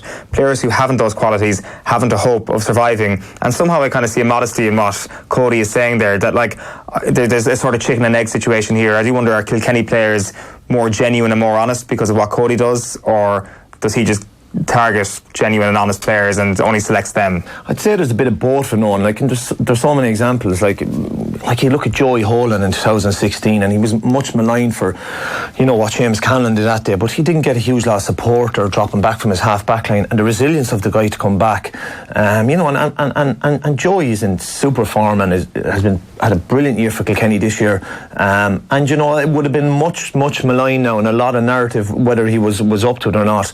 And like, if you go watching club hurling, Kilkenny's as good as full-back or centre-back that's in there. You would have seen it in his club All-Ireland performances as well. And there's that genuineness, there's that humbleness in Joey, as there is in Conor Brown, as there is in Paddy Deegan, as there is a run through that team, Conor Fogarty, and that's what they look for. Obviously it has to be coupled with a great attitude and obviously a skill set that can survive and flourish in that environment. But that is a big key thing for Brian when he's looking in players. So, and he likes to, he likes to know about them. What are they about? What are they doing in life? What are they doing with their club? Are they leaders with their club? Are they good guys in college and things like that? Because they're the kind of lads that shape and mould a team that when he puts out on it, that he can rely on, that come crunch time, that these guys won't go hiding, that genuineness and that honesty will come shining through. Very interested to get your take on Hugh Lawler. I presume he's going to take Seamus Callan this weekend. Yeah, he is, and I actually, if you look at the two of them, I feel that Seamus Callan will actually suit Hugh Lawler from a physical point of view. Hugh is really, really strong in the air, excellent in the air. Probably he did struggle on on Patrick Horgan and Aaron Glam because they're smaller and knackier. But he, what I really liked about him is that in the first half against Limerick, when he was struggling, he bounced back, on Aaron Gillan in the second half. Like, he just ate him up. He was so calm. He never got rattled. And this is Aaron Gillan, one of the top forwards in the game. And Hugh Lawler, when he was young, he was so small, tiny, and just shot up overnight. And now has developed into an actual man. But as I say, the fundamentals of a full-back, and you talk to JJ Delaney and Old Hickey, is being strong in the air, and Hugh Lawler has that in abundance. And he has a presence around the square, and he's developing. You can see the relationship developing between him and Owen Murphy. They're very secure there, and they'll have to be the weekend because they're going to have two in there. There's going to be plenty of space. They'll probably have John McGrath and Seamus Callan, and you'll probably have Paul Murphy and Hugh Lawler in there, and they'll need to be solid, they'll need to be secure. But I could not speak about that defence and Pádraig Welch's role within that. He's so important to that team on. And this is a guy, to get an idea, this guy he's ripping it up with Tullaroan Intermediate, half forward, scoring 1-8, 1-9. Started midfield again Dublin this year. Preferred position, probably right half back. I would say it's his best position. Was full back last year. Spent time on Alan Cadigan at cornerback this year. And he's playing centre, like he's an all-rounder. Like, he could just put this guy anywhere and he'll fight a fire. But he knows that space has to be dropped off, as is Conor Fogarty. Paddy Deegan probably will push forward a little more, but those two, I couldn't see them stirring outside the 65. They didn't against Limerick. They cut down that space. And it's the combination of all those units, all those players pulling together in that defence. I would think that the Kilkenny six backs are pretty settled. They pretty know their roles and have brought a consistent level. I look at the Tipperary six backs, and there could be anything going on there. And I don't regards personnel, and that was probably dictated by playing Wexford, because when you play Wexford, conventional goes out the window. You've to pick a team possibly to fight a running game, and Tipperary did that. Will they go with that against a Kilkenny, which will be conventional in their shape and their distribution? I don't think they will. I think they might tweak things. I might think they might tweak personnel, and they will definitely tweak their shape. What sort of tweaks are we expecting specifically? Well, I would look at, like, they picked Barry Shefflin against Wexford, and they didn't play James Barry. Barry Shefflin's strengths: very athletic, very good on the ball, very good to break the tackle, good supporting runner. Which Tipperary were going to have to do. They're going to have to win the ball in the defence and run the ball to an element, because they couldn't puck it up versus a sweeper. James Barry, you've seen this year against Limerick, isn't as comfortable coming out with the ball. He got caught for a goal where Peter Casey flicked it off his hurling, and Kyle Hayes got in for a goal. He's an old style fullback. He likes to sit on the square. He likes to go man to man, and he's not as comfortable breaking up the field. So I would expect Liam Sheedy to revert to type. Colin Fennelly is 14, big strong lad, an old style full forward. I think he will roll the dice with James Barry putting him there. You look at Ronan Maher, ended up there full back. I would expect him to be pushed back into the half back line. What they do with cornerback, could they bring in Alan Flynn or Sean O'Brien with Cottle Barrett? These are the matchups, because Adrian Mullen is going to start corner forward, but he's going to go as a fourth half forward. He'll just roam that area. TJ might drop off a small, but he might spend some time centre forward. So if you're going horses for courses, you could potentially pick Barry Shefflin, a cornerback who hasn't played a whole lot of cornerback, but is going to spend most of the time out in that middle third, and if he does win ball there, he's able to break forward. So they're the kind of questions that Tipperary are probably looking at. Ronan Maher ended up full back the last time. Do you move him to centre back? In the league final last year, TJ Reid got the better of Ronan Maher in the air. I think Ronan Maher is a different animal from then. Is Pádraig Maher a bit too loose for centre back for TJ? Do you bring Brendan Maher into centre back and detail him there? That's what I mean. There's so many. Whereas Kilkenny, Pádraig Welch is going to be centre back. Their half back line is going to be as is. Joey Holland is going to be corner back, and will probably follow out Bubbles if he's corner. The two guys will stay inside. So Kilkenny are a lot more kind of settling on. Tipperary probably have a bit more working out of as regard what the 6 personnel are and what are we actually going to do. And Liam Sheahan then will have got after that the last couple of weeks. But that's what I mean, it's intriguing what 6 backs will take and what shape will they take. Brendan Maher has been their go-to man marker this year with Tony Kelly, and also with Aaron Gallan. So if you are TJ, you would think he's TJ. And if he is at 6 and TJ goes left, right and centre, well, the centre is wide open. Then what to do? Does Pádraig Maher pull in? Does Dan McCormack drop back? There's an awful lot. Everybody's head is going to be on a swivel as soon as the ball is thrown in. Yeah, it's going to be hard. It's going to be hard for the first 10 minutes just to see what settles. But that's it. That's the intriguing part of it, you know, and that's the kind of Russian roulette. Do you stick or twist with these lads? It does seem, listening to you there, that, and it might just be to the fact that Kilkenny are more settled personnel-wise, that if the game goes to how you're predicting it there, that it's played on Kilkenny's terms a little bit more. Like we'll see a lot more ball around the middle third. I mean, playing a 2-man full forward line. All these sort of things are playing right into Kilkenny's hands a small bit, no? A small bit, but then there's nothing like Liam Sheahan to get his matchups right and his defensive structure. We could be talking after the game, well, Liam got all his matchups right. Moving Brendan Maher and taking TJ out of the game was a key role. Maybe they'll bring in Alan Flynn and he'll man mark and Adrian Mullen and take him out of the game. You know, Seamus Kennedy could do a job on. Well, I always remember in 2016, speaking of matchups, Pádraig Maher was brilliant that day on Walter Welsh. They could put him there and take him out of the game. So there's just kind of more, I wouldn't say questions, there's just more, what will Tipperary do? Kilkenny are fairly settled at the back, but they could completely get it right. And it's nice to see the narrative gone. God, if TJ Reid is held, lads, we're in trouble. Yeah. That's been blown out of the water in the last couple of games. Because the last 2 games he has been held scoreless, he's been hugely influential. But Colin Fennelly's come to the table, Adrian Mullen has come to the table, Richie Hogan, Wally, the benches, Billy Ryan have all come. So it's great to see the credit going to the other guys as well. Of course TJ deserves it. What a year he's having. Like if he has a decent All-Ireland, Kilkenny win it, and he's the second hurler potentially, and Seamus Callan doesn't run right, he's going to have his second hurler of the year and probably will push himself into that conversation as one of the true hurling greats with Henry Shefflin, because this year he's brought his game to a serious level. Owen, if he does that, is he the greatest of all time? Is he the greatest of all time? I definitely think it's a very, very tough discussion as regard. For me, Henry was. It's definitely a discussion. I'd have to look at more. It'll depend on this weekend. Like, with all due respect, Henry probably played with better players around him. To see what TJ done this year, like it's I don't know. I'll hold off on that one yet, but it's very close at the minute. I will ask you to call this Sunday though. What way are you seeing it? I'm seeing a lot of scores on. I think there will be a lot of scores and opportunities for score. I do see maybe some of the big players being taken. I do see Hugh Lawler doing a decent job on Seamus Callan. I do see Brendan Maher doing a big job on TJ Reid, and I think it's the supporting cast who can come to the fore more. And just Kilkenny have a way of getting over the line with Tipperary. They have a way of drawing it into their terms and the games being played on their terms. Like I think the likes of Wally Welsh, Adrian Mullen and John Donnelly could be the key game changers for Kilkenny. If you look, TJ Reid will get a lot of attention, Richie Hogan and Colin Fennelly get a lot of attention.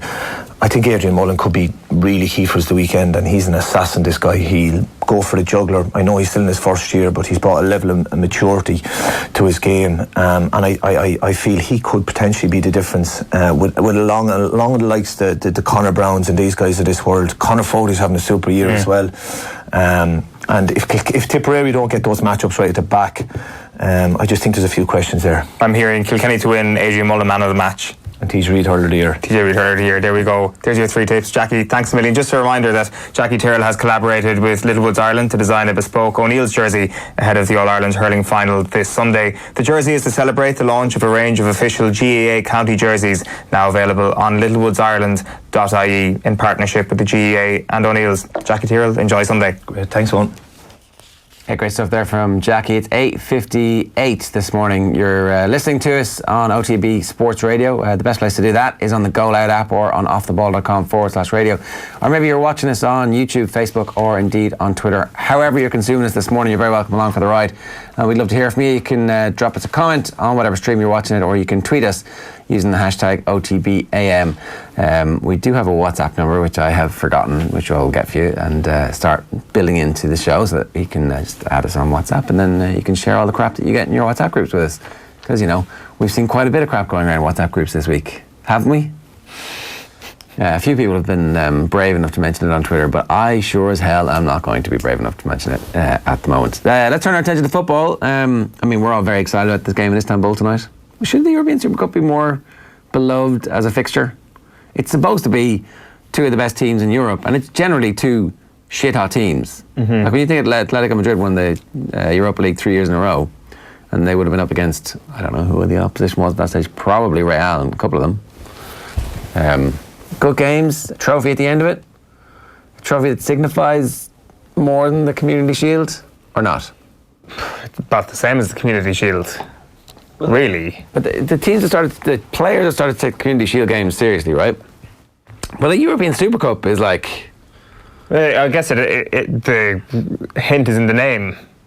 It is a super cup, or at least they say to themselves, this is kind of like you taking your European trophy and evolving to the next level. This rubber stamps your trophy. That is what the aim of the Super Cup is. I find it a kind of a bit of a pointless exercise, to be quite honest, these sort of combinations. Like I like the Community Shield as a season starter, and I guess that's what this is as well from a European side of things. Yeah, if you're La Liga, it hasn't started yet, and I guess every year you expect to have two teams in this. Yeah. Whereas it's a complete novelty for us to have two teams in it from England. First time ever. And I guess the novelty of actually going to Istanbul to play a game between two English teams, not as bad as going to Baku to play a game between two English teams, I will say, but it is still a bit of an inconvenience. It does seem that the teams are going to be fairly strong tonight, and we'll get into that in just a moment, but it's the officiating teams that has obviously got the greatest Irish interest. Like Michelle O'Neill was on with Cliona off the bench a couple of weeks ago, and after she was obviously involved in the World Cup final, and she's going to be officiating tonight. She's involved with Stephanie Farpar, who is going to be the referee for tonight. Probably the biggest game, the biggest men's game anyway, that a woman's ever refereed, and it's great. And it's great to see that all the quotes that are doing the rounds from the likes of Cesar Azpilicueta, from the likes of Frank Lampard, from the likes of Jurgen Klopp are like, this is really good news. And it's interesting looking at her story, at Farpar's story, that she started refereeing at the age of 13.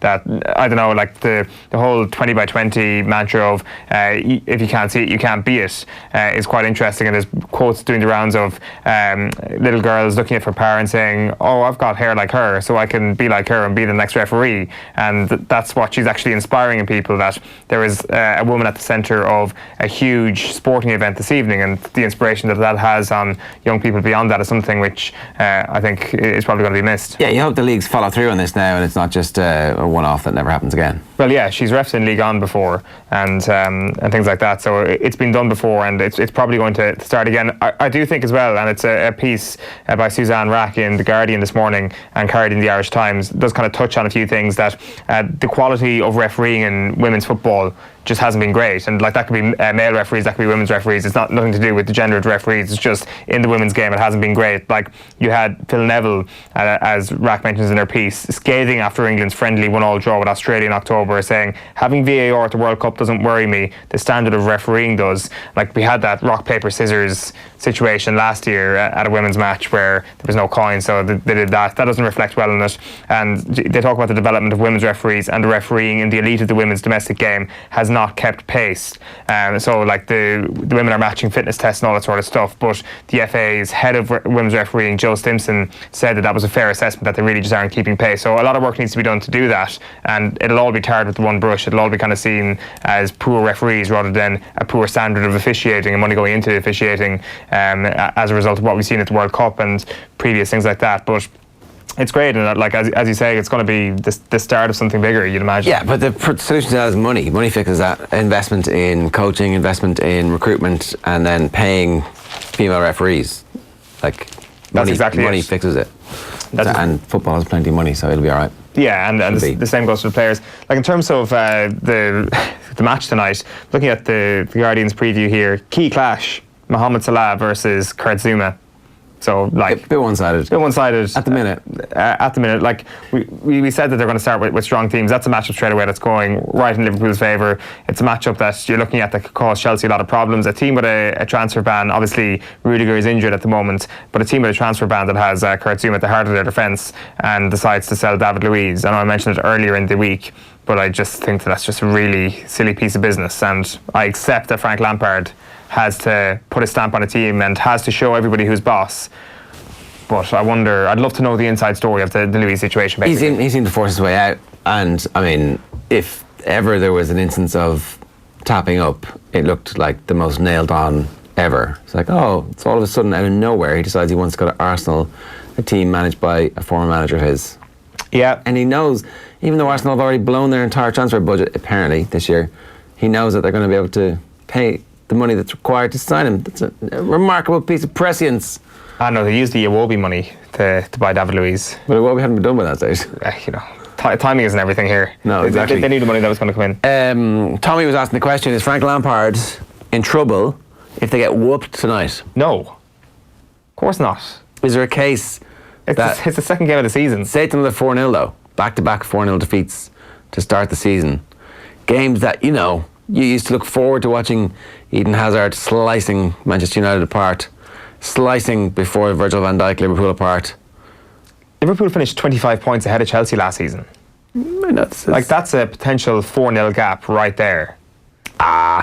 When you knew Chelsea, you don't think that though? It's a potential for the Manchester United result. Roman Abramovich isn't going, that's fine, we can take 4-0, they were 25 points behind.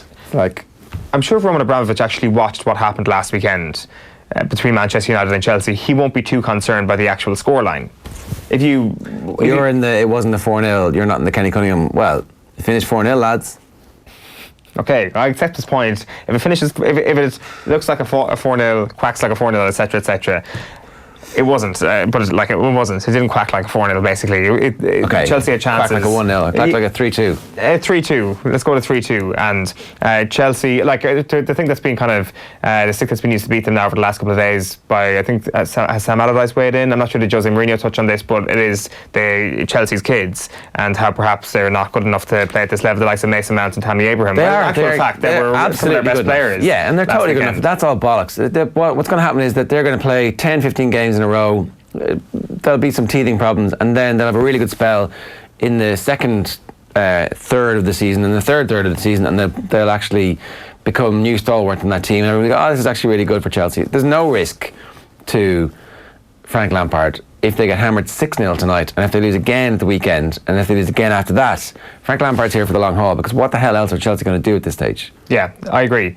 There is kind of been an interesting trend that definitely seems to be developing, is the emergence of young players and the trust in young players. Now, granted, Chelsea's hand has been forced in this front, that they have to actually play the likes of Mount and they have to play the likes of Tammy Abraham, but Daniel James comes in and scores the fourth goal, obviously, for Manchester United the last day. Manchester United with the youngest average age of any of the starting 11s last weekend in the Premier League. You look at, say, the way Pep Guardiola has tried to trust a little bit more in Phil Foden. I know Manchester City is not the correct example for anything here, and yet their academy is supposed to be absolutely amazing. Yeah, I do wonder, maybe pointlessly amazing, who knows? Is this kind of the first ripples that we're starting to see in terms of the kind of wunderkind being trusted at a younger age? And I think it might be an example of what English clubs have seen when they look at Jadon Sancho tearing it up in the Bundesliga over the past couple of seasons, and they're like, that guy is definitely good enough to play in the Premier League. Why did we just let that slip through our fingers and we go out and spend 20-30 million on could be good players in the Premier League? Isn't it amazing that none of the smaller teams try this? That they all come up and immediately try and sign seasoned veterans from teams who were no good. Like they'll pick over the carcass of the team who's just been relegated and go, we'll have your 27-year-old who never quite made it. We'll have your 32-year-old who's on the way down, as opposed to we're going to get up and we're going to play 5 kids who, if they have a reasonable season, even if we do go down, will all be worth multiples of what we paid for them. Yeah. Why is the business model so skewed? Because the grizzled veteran knows his way around the Premier League. And has probably been relegated several times. Crap players around him. Well, he's still got crap players around him. there's only so many times that Steve Sidwell actually looks like a good option, basically, for a team in that position of the Premier League. So it's an encouraging thing for them to see. Like, there was worrying news from Liverpool yesterday that Naby Keita walked off the training ground pretty distraught with what looked like another injury. There hasn't been any news on the extent of what that injury is, but he's been so unlucky, and that, I think, kind of signifies a massive moment in Liverpool's season if that is a serious injury. Because when you talk about Liverpool, the most important question is how can they get to the next level this season? And if Naby Keita is like a new signing this year, him getting injured is the very opposite of that. It doesn't matter if he is like that new signing. It is the hope that he brings, the idea that he may be able to inject something into Liverpool that will allow them to go and try and get after 90-something points again this year in the Premier League. So I don't know. Obviously the other big injury, and it's been a good piece written in the Telegraph today by Chris Bascombe, is the situation with Adrian and Alisson getting injured and the statistical differences between them. So, obviously, Van Dijk was the player of the season last year, no question about it. Alisson was very close. He was. He really was. And so when you look at Alisson, this is according to Bascombe, he ranked top of all Premier League goalkeepers for clean sheets, save percentage and successful passes last season. Alisson conceded fewer goals per minute than any of his rivals and was third with his passing accuracy.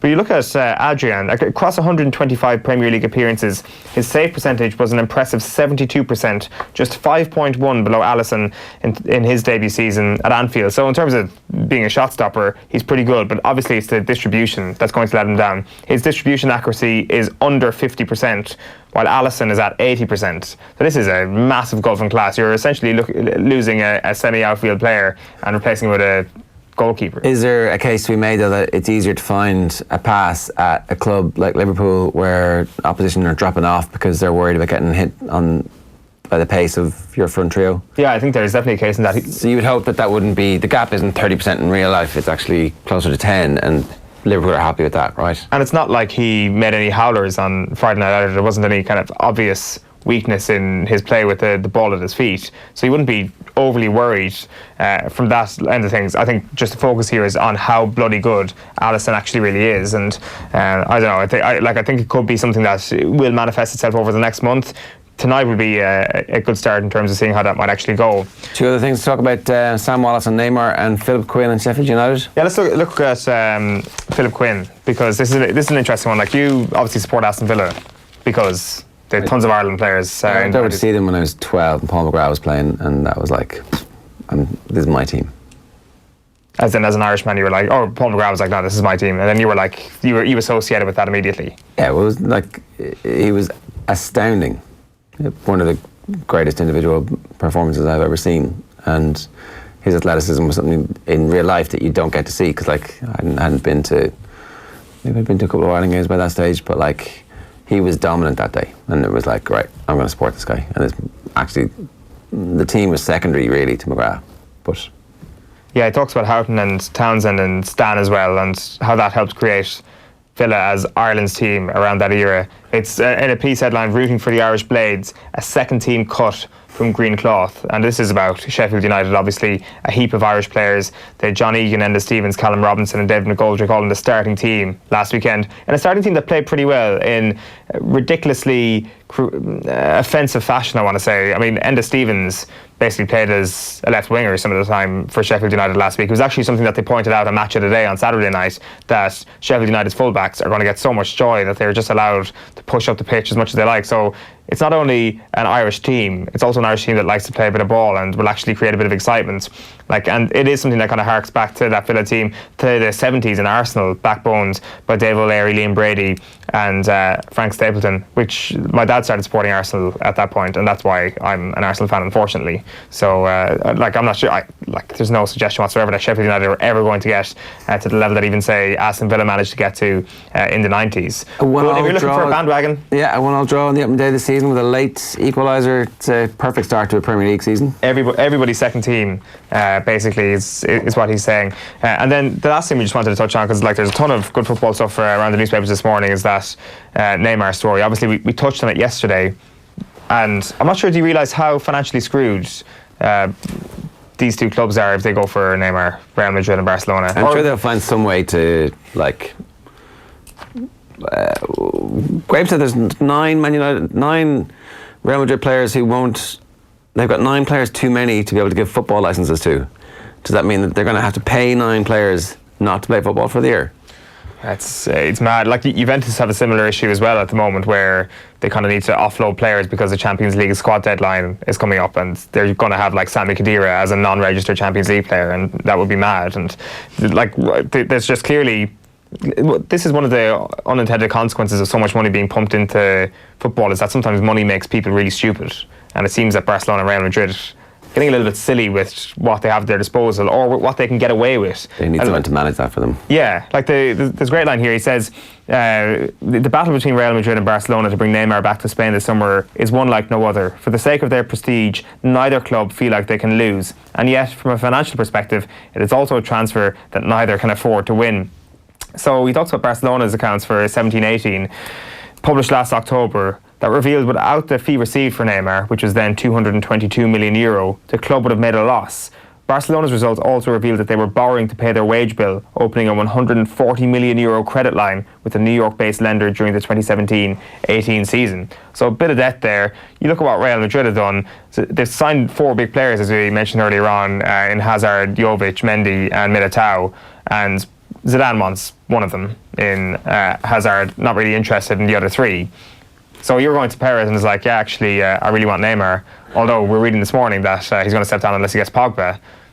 Let's see. Like, he's going to be happy with that when they're all playing well in 3 weeks' time and they won their first 3 games. I feel like such a dad saying game's gone, but game's gone. It's 9:15 this morning on OTB AM, the Sports Breakfast Show from Off the Wall. Phil Egan's live in Studio Next talking Celtic and all other sports news.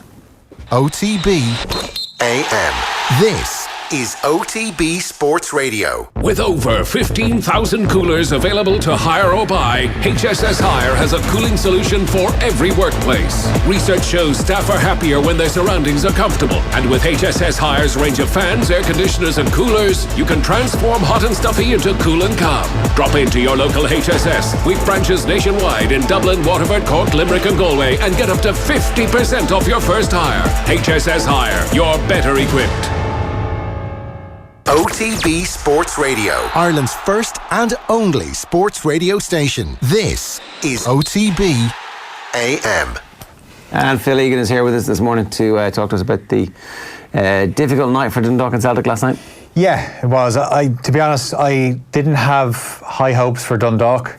I watched the first leg of both ties last week, and I just thought, no, Slovan will score, and then Dundalk need 3. And going into last night, they'd only scored 1 in their 5 European games this season. So they ultimately end up with 2 goals in 6 European games. Not good enough. Not good enough. Then with Celtic, they had some uncomfortable moments last week in Romania, but I thought because they got the away goal, they should see it through. They blew it. Obviously, there's been a lot of talk about Tierney moving to from Celtic to Arsenal. Now, he wouldn't have been available last night anyway because he's injured. So the guy that they have at left back, or had at left back last week, Bolingoli, who they signed from Rapid Vienna, he was awful last week. Neil Lennon didn't trust him last night, ended up playing one of his best midfielders, Callum McGregor, as a left back. So he's getting absolutely slated for that. And they're still, they're in the box seat, with 10 minutes to go, and they concede twice. And it's a disaster. How did it happen? Is it bad management? Is it the players aren't good enough? What's going on? The players aren't good enough, but they certainly were good enough to beat Cluj.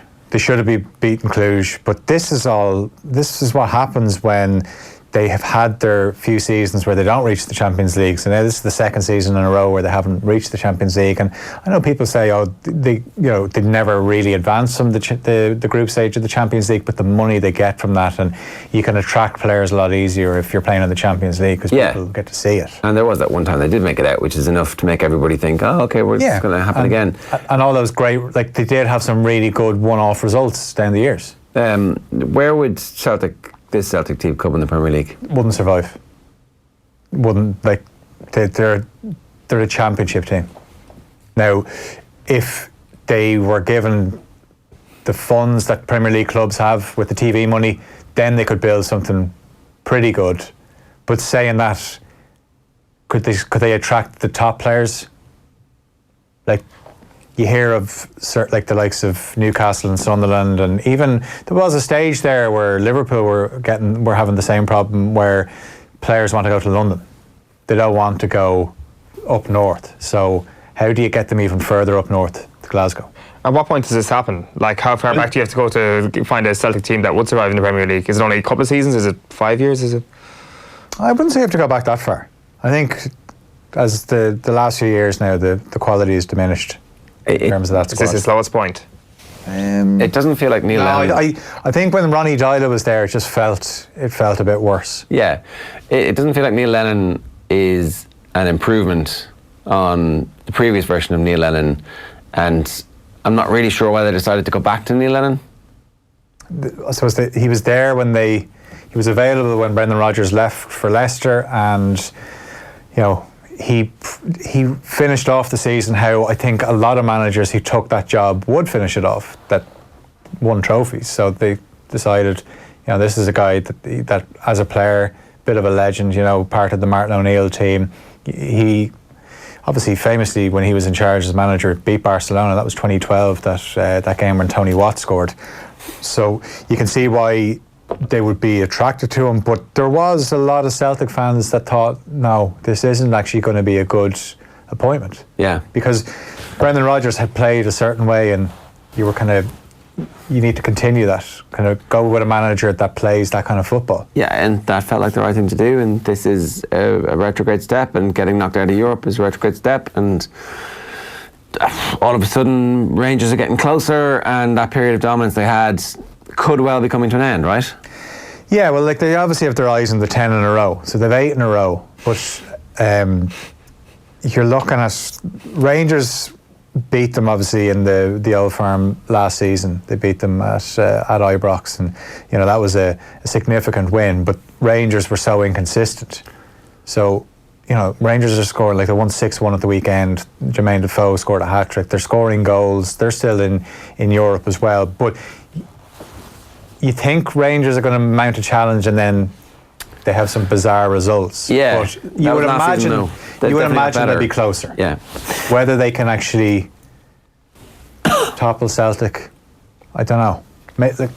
All right, but it's not good. You are looking forward to a day of fighting with Celtic fans on Twitter, I hope. No, absolutely not. They're going to be looking forward to a day of fighting with you, Phil. Don't worry. Well, like, I'm just speaking in facts here, and telling it like it is. Some of the facts as well is that's cost them a huge amount of money. So they would have played Slavia Prague if they got through last night. Again, a decent shot at getting into the Champions League. Yeah. Then again, I don't know if Celtic would have been good enough to beat Slavia Prague, but if they had won that, if they'd gone through, they would have been guaranteed over €15 million. So now if they end up getting into the Europa League, they will get nearly €3 million. So already you've lost the guts of 12.5 million. And what are their chances of getting into the Europa League? They don't know who they're playing yet, but they're going to be playing a team that won't be as good as Cluj. Right. And they got out of the group stage of the Europa League last season. They ended up losing to Valencia. Okay. How much did they make for that, do you know? I wouldn't know off the top of my head now, but I'd imagine, like, look, when you're talking Europa League and Champions League, there's no comparison. Yeah, absolutely. But all right. No, I said the facts are the team isn't as good as it used to be. They should have beaten Cluj last night. They were ahead. They were 3-2 up with 10 minutes to go. They couldn't see it out.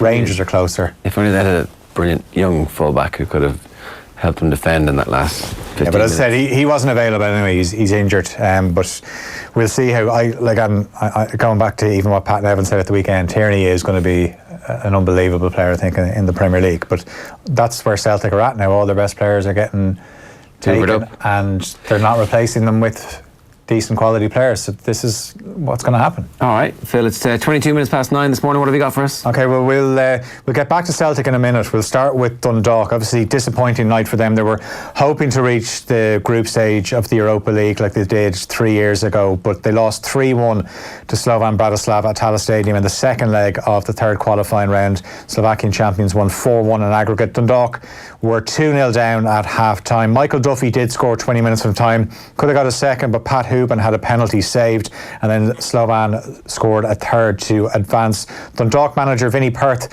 says they need to make sure they go on and secure another league title now. We had enough quality out there tonight to win the game, over the two days. We conceded a poor goal on the counter-attack, away from home. And I thought we could have had a couple more away from home as well.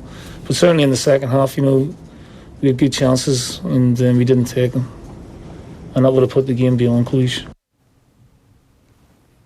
One team that will be in the playoff round of the Europa League, though, apart from Celtic, Linfield. The Belfast club beat Zajeska of Montenegro 3-2 at Windsor Park, so they advance 5-3 in aggregate. Celtic obviously out of the Champions League qualifiers for the second season in a row, which means they drop into the playoff round of the Europa League. Neil Lennon's side were beaten 4-3 at home to remaining champions Cluj, managed by Dan Petrescu, the former Chelsea defender. Cluj won 5-4 in aggregate.